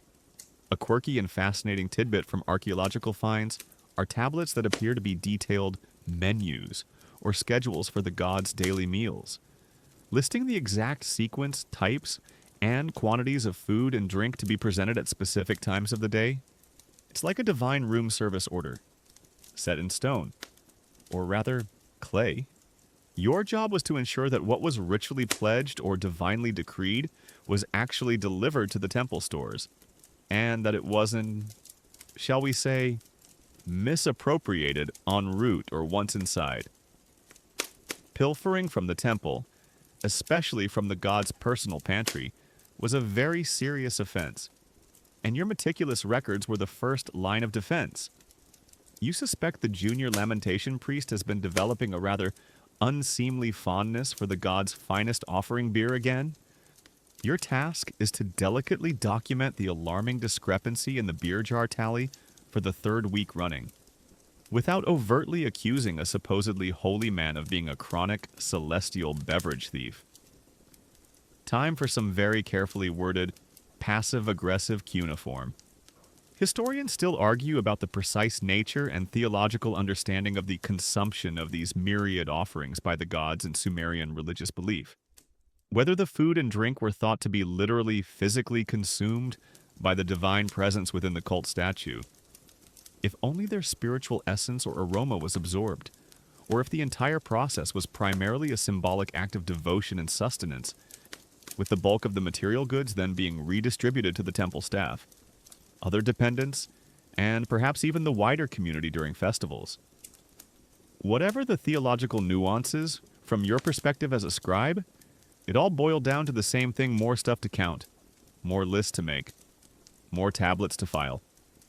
You are now the guardian of divine property, ensuring that piety itself is properly itemized, categorized, and accounted for, down to the last slightly bruised pomegranate.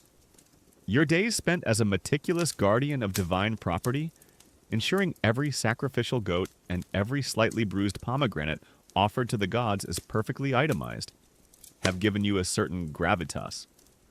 You can now probably calculate the exact barley to beer ratio required to keep a pantheon of demanding Sumerian deities happy for an entire festival cycle.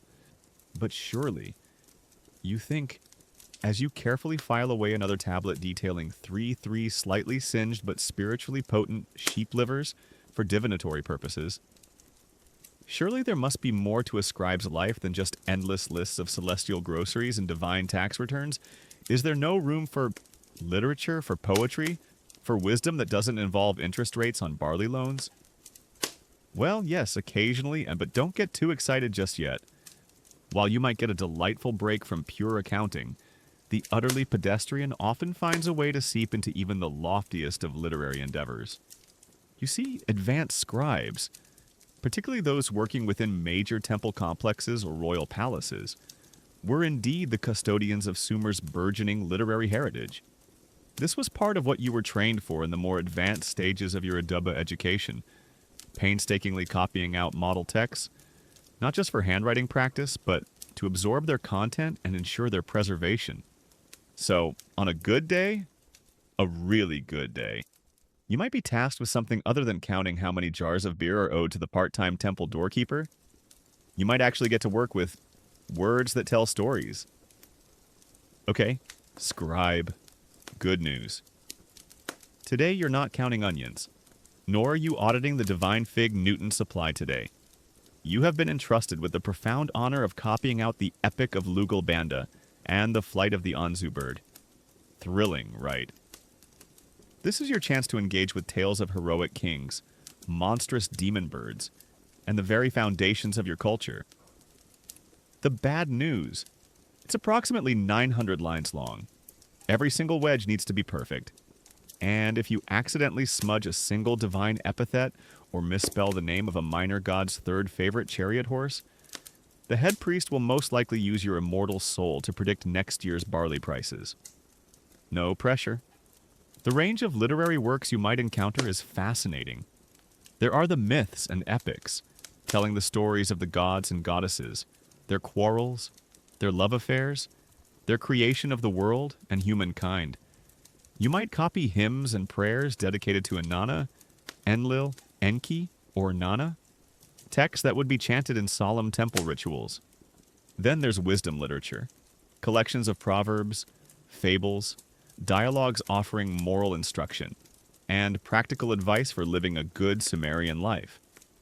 One famous example is the Instructions of Shurupak, where a father gives sage, if sometimes rather blunt, advice to his son on everything from choosing a wife to not loitering in the street. Your task as a scribe handling these texts is one of immense responsibility, meticulous. Faithful copying.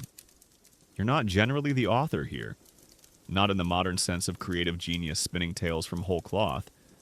You are a preserver, a transmitter, ensuring these important cultural narratives endure.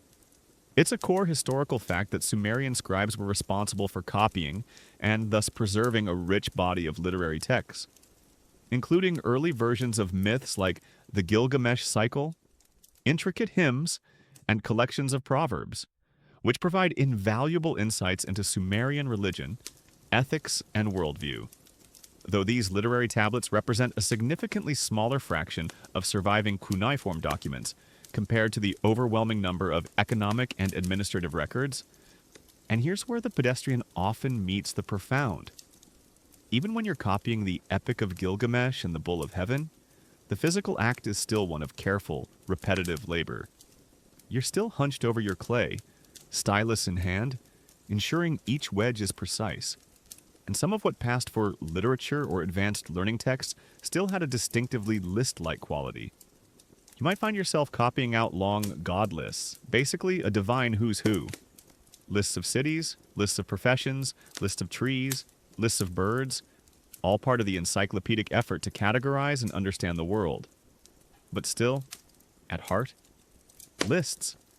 Sumerian proverbs, which you'd also copy extensively, often offer a wonderful glimpse into the everyday concerns and wry observations of your people.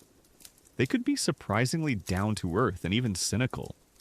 You might carefully impress onto your tablet. Friendship lasts for but a day. Kinship endures forever. Or the rather world-weary? The traveler from distant places is inevitably a liar, or a personal favorite for anyone who's ever worried about their finances. He who possesses much silver may indeed be happy. He who possesses much barley may also be happy, but he who has nothing at all can, at the very least, sleep soundly. See, even 5,000 years ago, nobody particularly liked tax collectors or an empty granary. Some anxieties are truly timeless. These proverbs served as both handwriting practice and moral instruction. Little nuggets of received wisdom passed down through generations of scribal effort. But even with these occasional forays into the more cultured side of cuneiform, let's not forget your bread and butter, or rather, your barley and beer. For every hour you might spend carefully copying a hymn to the moon god Nana, you'll likely spend 10 hours on what we might call paychecks and other thrillingly mundane administrative ledgers. Yes, the Sumerian paycheck wasn't a neatly printed slip of papyrus with itemized deductions for chariot parking and ziggurat maintenance. It was usually a literal allocation of essential commodities, so many sila of barley, a certain number of loaves of bread, a jug of beer, perhaps some sesame oil or a length of wool, distributed as rations or wages to temple workers, palace craftsmen, soldiers, canal diggers, and even, yes, other scribes. And you, lucky scribe, get to keep track of it all. Lugal chief potter, third workshop monthly ration, 30 sila barley, 2 beer jars standard issue, not the good stuff for the gods, 1/2 sila sesame oil. Note still owes 2 clay mixing vats from last quarter's production quota. You'd also be managing inventories of tools and raw materials for the temple or palace workshops, tracking how much copper and tin was issued to the bronze smiths, how many reeds were given to the basket weavers, how much wool was allocated to the weavers of fine royal tapestries. It's all vital for the smooth operation of the economy, but it's hardly the stuff of epic poetry. A quirky and rather fun tidbit from the Adaba texts are disputation poems, which were popular literary and educational exercises where 2 typically inanimate objects or concepts would argue or debate their relative merits. For example, the hoe might argue with the plow, or summer might debate winter, or even copper versus silver. These texts show a certain playful, rhetorical flourish within the scribal tradition, a brief respite from the endless lists. Historians still argue about the precise extent of truly original authorship versus the more common role of faithful copying and compilation among those Sumerian scribes who dealt with what we now classify as literary or wisdom texts. While some highly skilled scribes clearly had roles in shaping, editing, and perhaps composing certain works, especially hymns or royal inscriptions, the degree of individual creative artistic input in the long-term transmission of well-established traditional myths or epic cycles is a complex question, often difficult to definitively ascertain from the available textual evidence. So, yes, you might occasionally get to brush up against the grand narratives and profound wisdom of your civilization.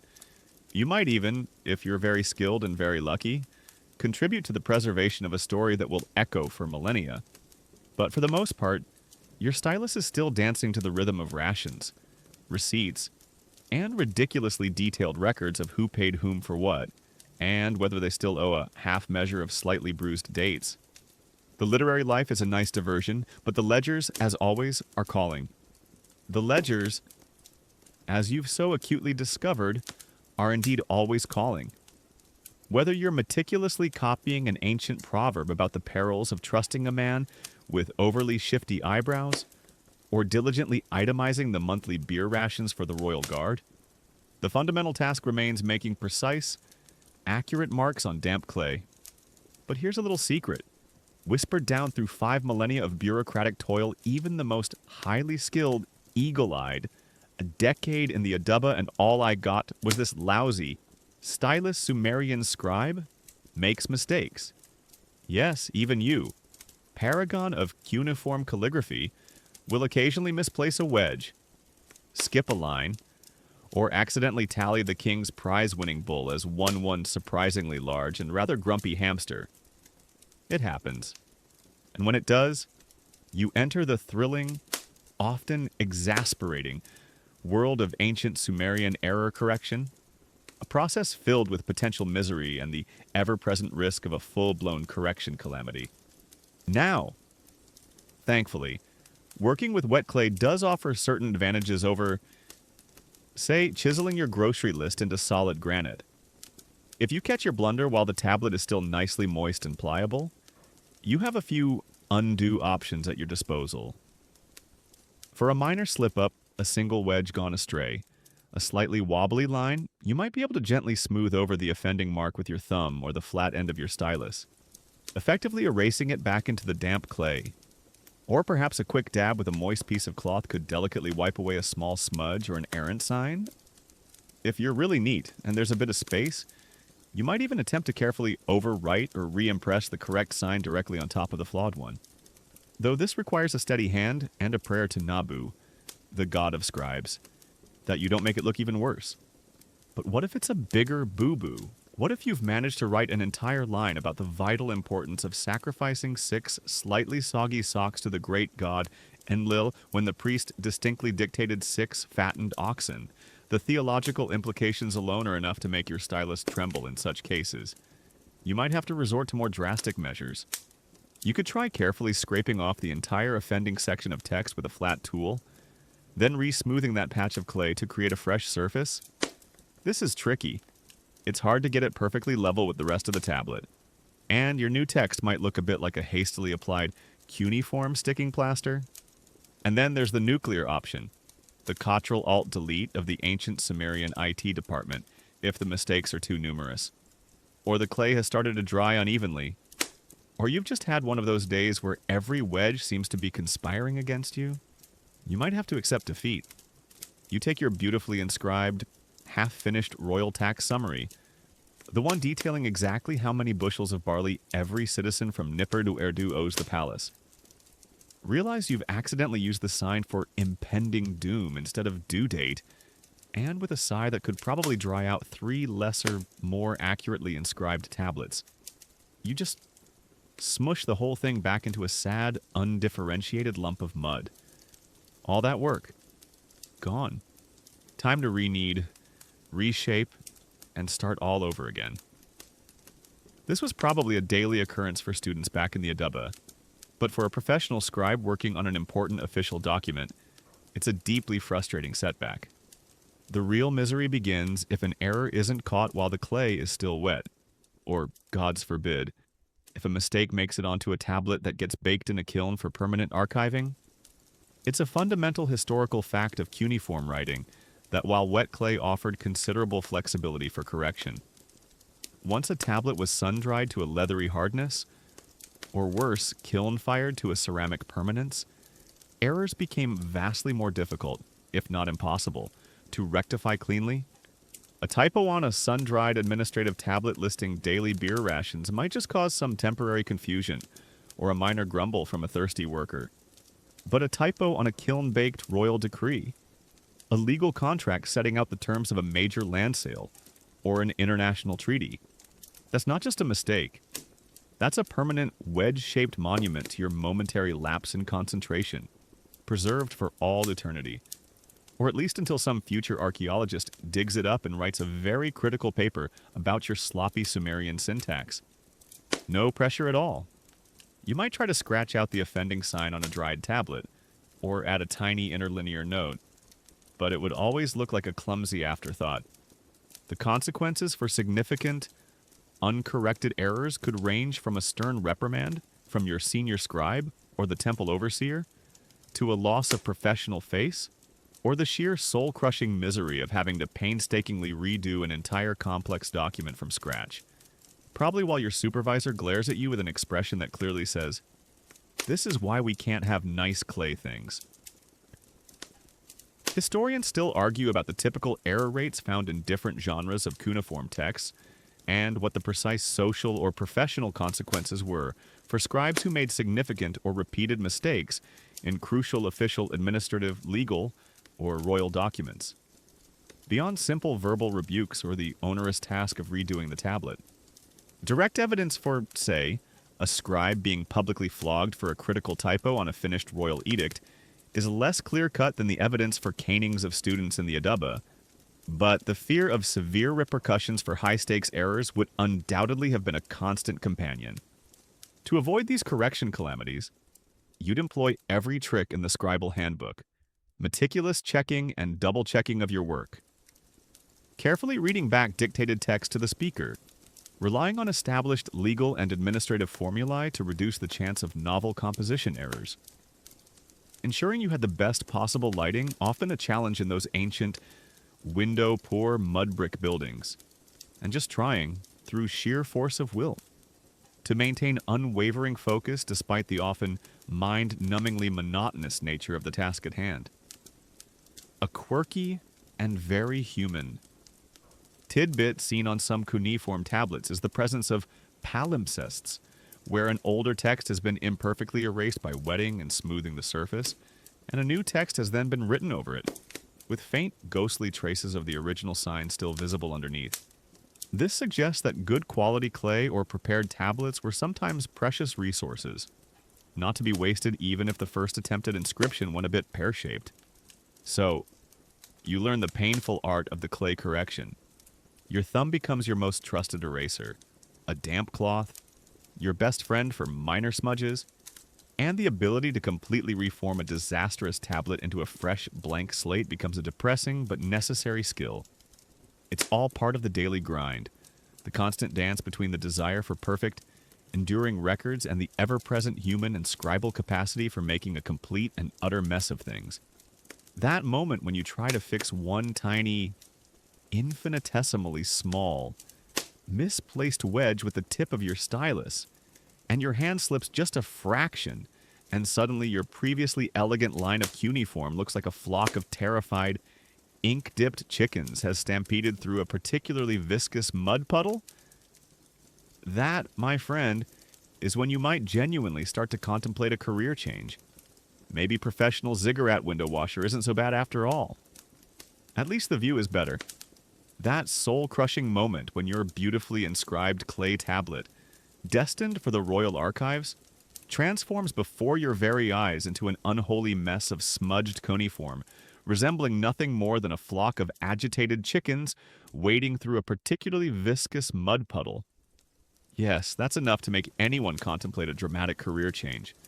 Maybe professional ziggurat window washer isn't such a bad gig after all, you muse. At least the view from the top tier would be spectacular, and the chances of accidentally insulting a minor deity through a misplaced wedge would be significantly lower. But before you hand in your stylus and trade your clay-stained tunic for a window-washing squeegee, which, by the way, hasn't been invented yet, let's consider the less glamorous, often unmentioned, physical realities of your chosen profession. For the life of a Sumerian scribe, while certainly less overtly perilous than, say, wrestling lions or charging into battle, came with its own unique set of occupational hazards and rather pedestrian physical complaints. First and foremost, let's talk posture. You spend your days, year after year, hunched over a low table, or perhaps just squatting on a reed mat with a damp clay tablet in your lap or propped on your knees. You're leaning in close, squinting to incise those tiny, precise wedge-shaped marks. After a few hours of this, your back starts to protest. After a few years, it's probably permanently adopted a gentle curve. The distinguished scribe's stoop. The official posture of the dedicated Sumerian scribe, the eternal hunch of imminent administrative deadlines. After 20 years of diligently recording barley rations in that very position, your spine probably looked less like a proud reed from the riverbank and more like a cuneiform question mark. Chiropractors, had they existed in ancient Sumer, would have had a booming business just from the scribal quarter alone. Add to that the persistent ache in your neck from constantly looking down. the stiffness in your shoulders, and the inevitable strain on your wrists and fingers from gripping that reed stylus with unwavering precision for hours on end. Cuneiform, carpal, tunnel syndrome.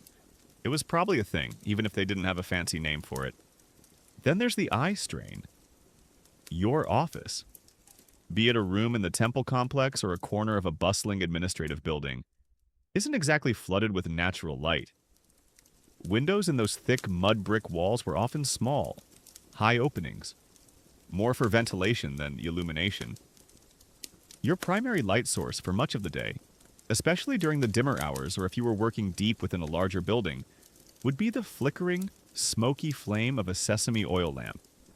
Trying to read back your own tiny, intricate wedges, or decipher the equally tiny and intricate wedges of a colleague on a muddy brown tablet by that kind of light. It's a minor miracle they didn't all end up wearing corrective lenses made from polished river quartz, or developing a permanent squint that made them look perpetually suspicious.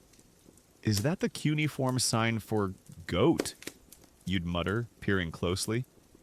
Or just a particularly aggressive and unusually wedge-shaped speck of dust that's taken up residence on my important legal document? Beyond these chronic aches and strains, there were other, more acute workplace hazards. You're working with sharp reeds to make your styluses. A slip of the knife while cutting or shaping, one could lead to a nasty gash. Preparing the clay itself, while seemingly innocuous, might involve sifting out small, sharp pebbles or bits of shell that could easily prick or cut your fingers. And spending all day with your hands immersed in, or caked with, wet clay, that constant dampness could lead to chapped skin, rashes, or other dermatological delights. And let's not forget the general ambiance of your workspace. While perhaps cleaner than a sheep pen, a busy scribal office or a dusty tablet archive room likely had its share of uninvited guests. Flies buzzing around your head. Mosquitoes with a particular fondness for literate ankles. Perhaps the occasional scuttling scorpion, seeking refuge amongst the cooler clay tablets. Or a spider spinning its web between stacks of ancient IOUs. Forget heroic battle scars earned defending the city walls. The dedicated scribe's war wounds were far more subtle, yet no less real a perpetually ink-stained, or rather clay-stained thumb, a distinctive callus on the side of your finger shaped exactly like your favorite stylus, and a deep-seated, almost pathological suspicion of anyone who used too many unnecessary adjectives during dictation, thus prolonging your agony.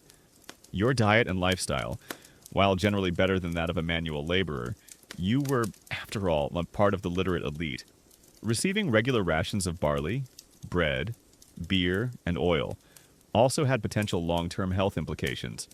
A largely sedentary existence, hunched over your work, combined with a diet that might have been quite heavy on barley-based products, carbs, could lead to its own set of issues.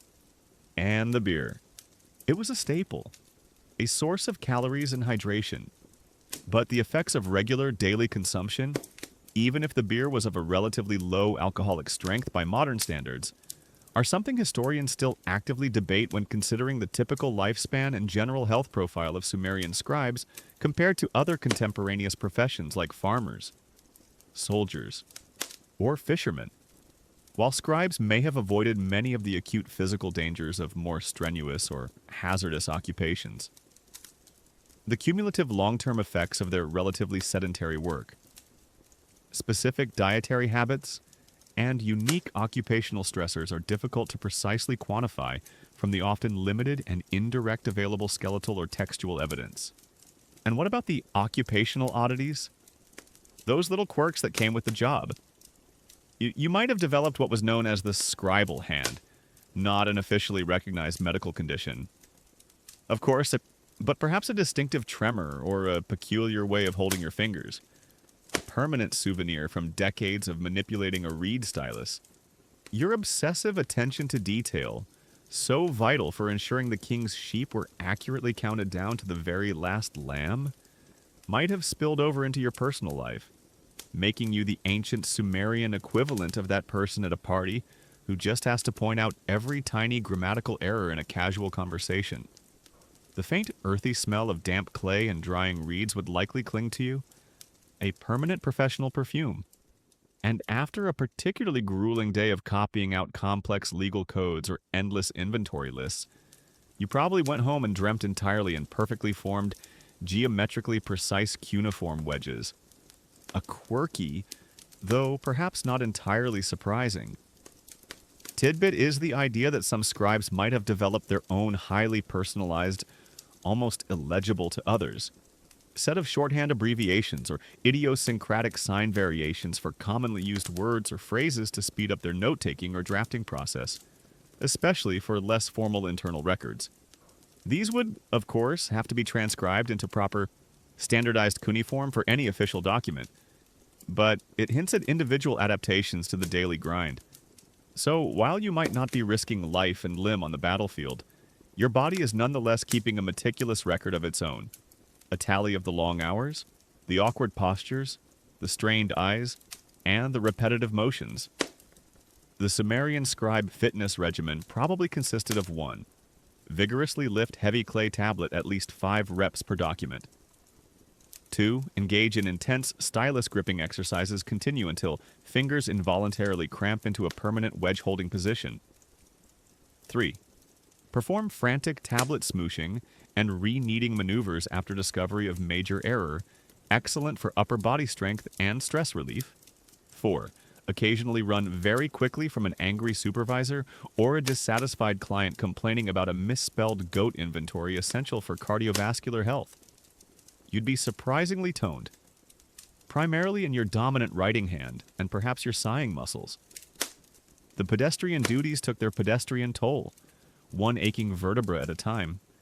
So, there you are, a seasoned Sumerian scribe, your dominant writing hand now a finely tuned precision instrument, your back gracefully molded into the distinguished eternal hunch of imminent cuneiform deadlines, and your eyes possessing the uncanny ability to spot a misplaced wedge at 50 paces, even in the dim flicker of a sesame oil lamp, after years, perhaps even decades, spent diligently counting sheep that refused to stand still, auditing beer jars that mysteriously seemed to deplete faster than divinely sanctioned, drafting mind-numbingly detailed legal contracts for the sale of slightly used donkeys, and trudging through muddy fields to ensure farmer Enlil Bani isn't sneakily encroaching on the temple's prized turnip patch.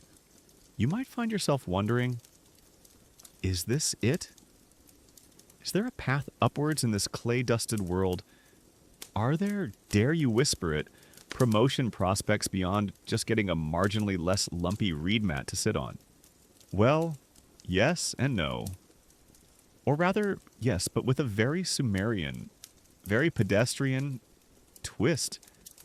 The dream of advancement is as old as bureaucracy itself, and ancient Sumer was no exception. After years of loyal service and demonstrating a remarkable aptitude for not accidentally recording the royal treasury as containing three shiny pebbles and a rather optimistic IOU from a passing Elamite, you might indeed find yourself climbing the rungs of the scribal ladder. So, what does promotion actually look like for a dedicated dubsar like yourself? Does it mean swapping your stylus for a scepter? Your clay tablet for a golden throne? Probably not, unless you happen to be the king's long-lost identical twin, who also happens to be a dab hand at calculating compound interest on barley loans. There was certainly a hierarchy. You'd start as a junior scribe, doing the grunt work, the endless sheep tallies, the basic grain inventories, the monotonous copying of standard formulae, probably still getting your knuckles rapped by a senior scribe if your wedges weren't up to snuff.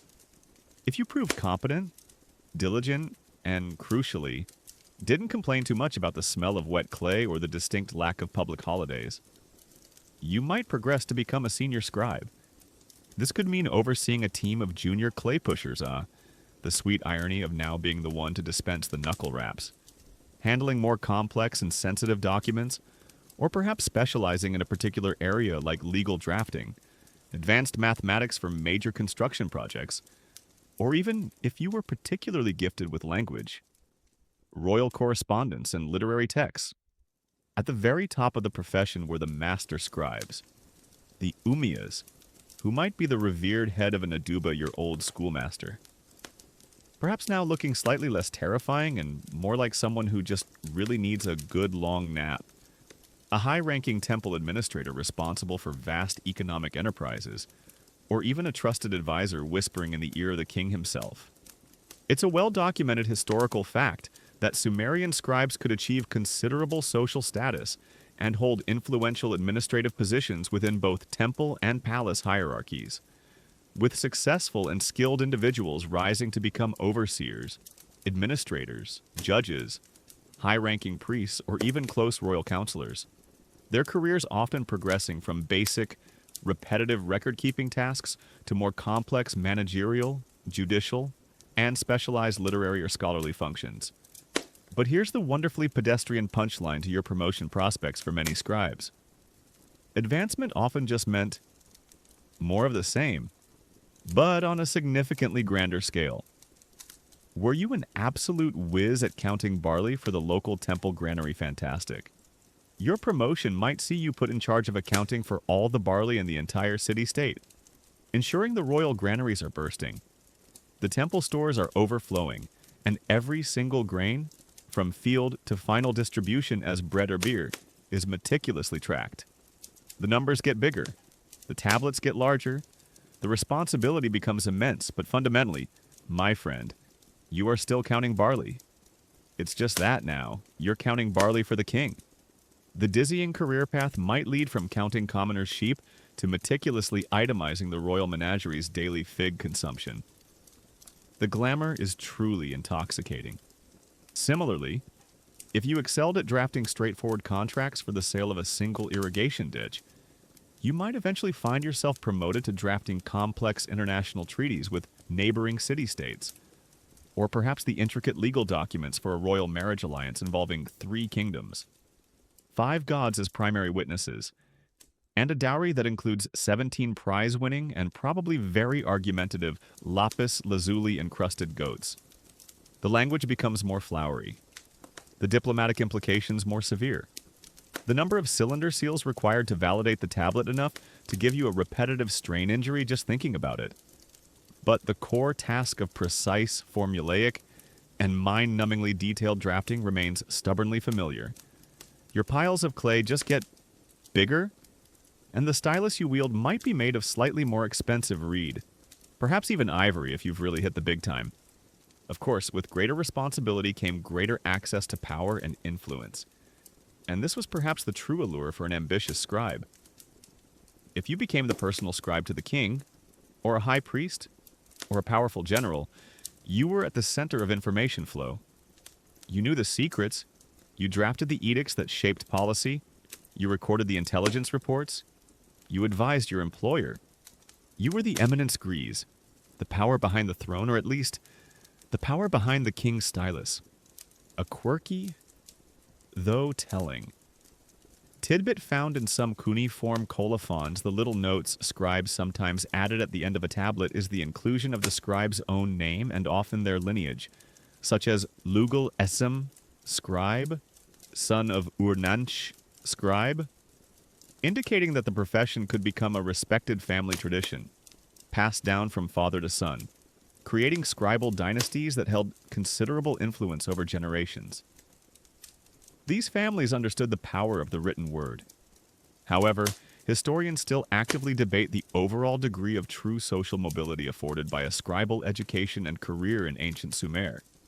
While literacy clearly offered a distinct path to administrative power and a comfortable life for some, it's a complex question how readily individuals from genuinely non-elite or commoner backgrounds could realistically rise to the very highest echelons of scribal authority or state bureaucracy solely on the basis of their merit and skill with the stylus, versus those who already had a leg up due to family connections or wealth. Not every diligent counter of beer jars could realistically expect to become the king's most trusted advisor. Many, probably most, scribes would have remained dedicated, essential, but ultimately mid-level record keepers for their entire professional lives, their days filled with the familiar rhythm of preparing clay, impressing wedges, and ensuring the smooth, if unexciting, administrative functioning of their city. So, as you contemplate your future, Perhaps now as a senior executive vice president of advanced cuneiform data solutions and Tri-City goat-related inventory management, you can take pride in your journey. You've moved from deciphering basic signs to potentially deciphering the king's rather cryptic pronouncements on foreign policy. But deep down, you know that whether you're counting 2 sheep for a local farmer's tax offering or 2,000 head of cattle for the royal domain, the fundamental, utterly pedestrian, yet absolutely vital task remains to make the marks. Keep the records and ensure that the world, one clay tablet at a time, makes some sort of quantifiable, accountable sense. And so, after a lifetime spent wrestling with the intricacies of cuneiform, meticulously making your marks on countless clay tablets, ensuring the vast and complex machinery of Sumerian society made some sort of quantifiable, accountable sense, you find yourself approaching the twilight of your long, clay-dusted career. Whether you rose to become the esteemed Senior Executive Vice President of Advanced Cuneiform Data Solutions and Tri-City goat-related inventory management, or remained a diligent, if unsung, master of beer jar audits and barley promissory notes, the fundamental rhythm of your days has been dictated by the stylus and the tablet. The sun, which once rose on your youthful trepidation as you entered the Adaba, now begins to set on your decades of pedestrian, yet profoundly significant, service. What does retirement look like for a Sumerian scribe? There probably wasn't a formal pension plan involving a guaranteed lifetime supply of slightly less gritty premium beer and a comfortable reed mat in a shady spot down by the Canal of Gentle Breezes. More likely, you worked until your eyes grew too dim to distinguish one wedge from another, or your hand became too unsteady to hold the stylus with the required precision. Perhaps you passed on your well-worn styluses and your encyclopedic knowledge of administrative formulae to your own son, or to a promising young apprentice in the temple or palace scriptorium, ensuring the vital craft continued. You look back on a life measured out in clay, mountains of it, shaped, inscribed, dried, and archived. Tens of thousands of tablets, each bearing the imprint of your labor, endless lists of commodities, intricate legal contracts, terse administrative memos, carefully balanced accounts, perhaps even the occasional copied hymn or proverb. Did you ever feel the sheer crushing monotony of it all? Almost certainly. But perhaps there were also quiet moments of deep satisfaction, the perfectly balanced ledger that accounted for every last grain of royal barley. The elegantly drafted legal agreement that successfully prevented a messy and protracted inheritance dispute. The precisely worded royal letter that conveyed the king's will across 100 dangerous miles and achieved its diplomatic aim. And here lies the truly astonishing part of your story. The enduring imprint of your utterly pedestrian duties. An irony you, in your time, could never have possibly imagined. While you were simply doing your job, meticulously recording the day-to-day minutiae of temple finances or palace administration, you were entirely unintentionally creating an incredibly rich and detailed historical record for us, your descendants 5 millennia removed. It is an absolutely fundamental historical fact that the hundreds of thousands of cuneiform tablets recovered by archaeologists from the ancient sites of Mesopotamia, the overwhelming majority of which are precisely these kinds of administrative and economic records, receipts, inventories, contracts, payrolls, legal judgments, and official correspondence, form the primary, indispensable source material for our modern understanding of nearly every aspect of Sumerian and later Mesopotamian society, economy, governance, and daily life. Those boring lists of sheep you counted, they tell us about animal husbandry, economic scale, and even dietary protein sources. Those beer ration dockets, they illuminate labor practices, social stratification, and ancient brewing. Those mind-numbing legal contracts, they reveal family structures, property rights, commercial practices, and systems of justice. You weren't thinking about us, the curious historians of the distant future, as you painstakingly impressed your wedges. You were just trying to get the numbers right and avoid the wrath of your supervisor. And yet, in doing so, you bequeathed us an unparalleled window into your world. Little did you know, as you were meticulously counting those 7 Devas 3Y42 identical temple beer jars for the 3rd time that month, that some 5,000 years later, a slightly sleep-deprived academic in a comfy chair, possibly wearing a tweed jacket or perhaps just very comfortable pajamas, would analyze your inventory list and declare it a crucial and remarkably insightful data point for understanding Sumerian temple-based socio-economic redistribution structures. You'd probably just shrug and ask if this profound posthumous recognition finally entitled you to a slightly larger daily beer ration in the Sumerian afterlife. The very medium you worked with, that humble river clay, proved to be an unexpected ally to history. A quirky and rather fortunate tidbit is that while many ancient civilizations wrote on perishable materials like papyrus or parchment, which rarely survived the ravages of time except in very specific arid conditions like Egypt, the Sumerians' ubiquitous clay tablets, especially when baked hard either deliberately in a kiln for important archives or accidentally when cities were conquered and burned, are incredibly durable. These mud pies you spent your life crafting have, in many cases, outlasted stone monuments and imperial ambitions. Archaeologists have unearthed entire tablet archives or libraries in situ, sometimes still organized on collapsed shelves or in reed baskets, just as you and your colleagues might have left them. A snapshot of a working office from 5 millennia ago. So, your contribution to civilization, as a scribe, went far beyond just keeping the books balanced. By enabling complex administration, you and your fellow Dubsars facilitated the growth of the world's first cities, the organization of its first states, the management of its first large-scale economies. By meticulously recording laws and contracts, you helped to establish social order and a framework for justice.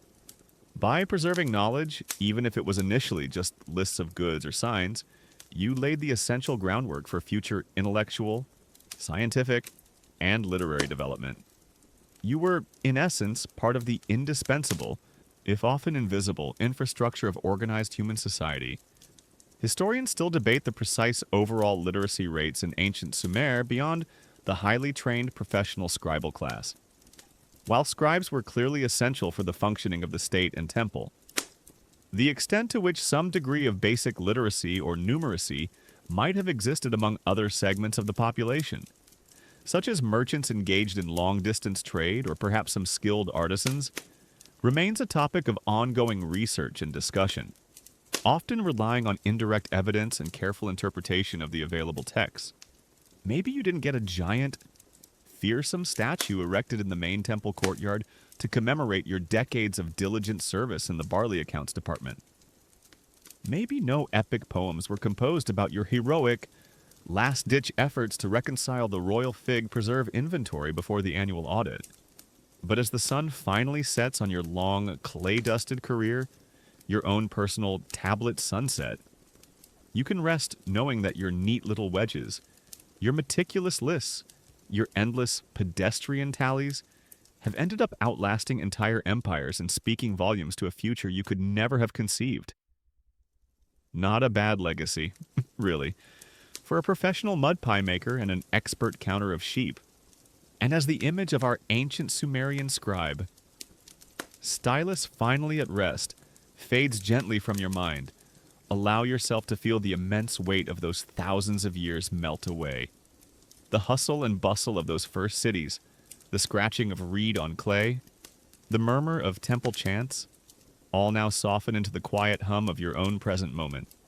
Imagine the vast, starlit sky arching over the Mesopotamian plains, then and now, a silent witness to so much human endeavor, so much patient, ordinary work that built the foundations of worlds to come.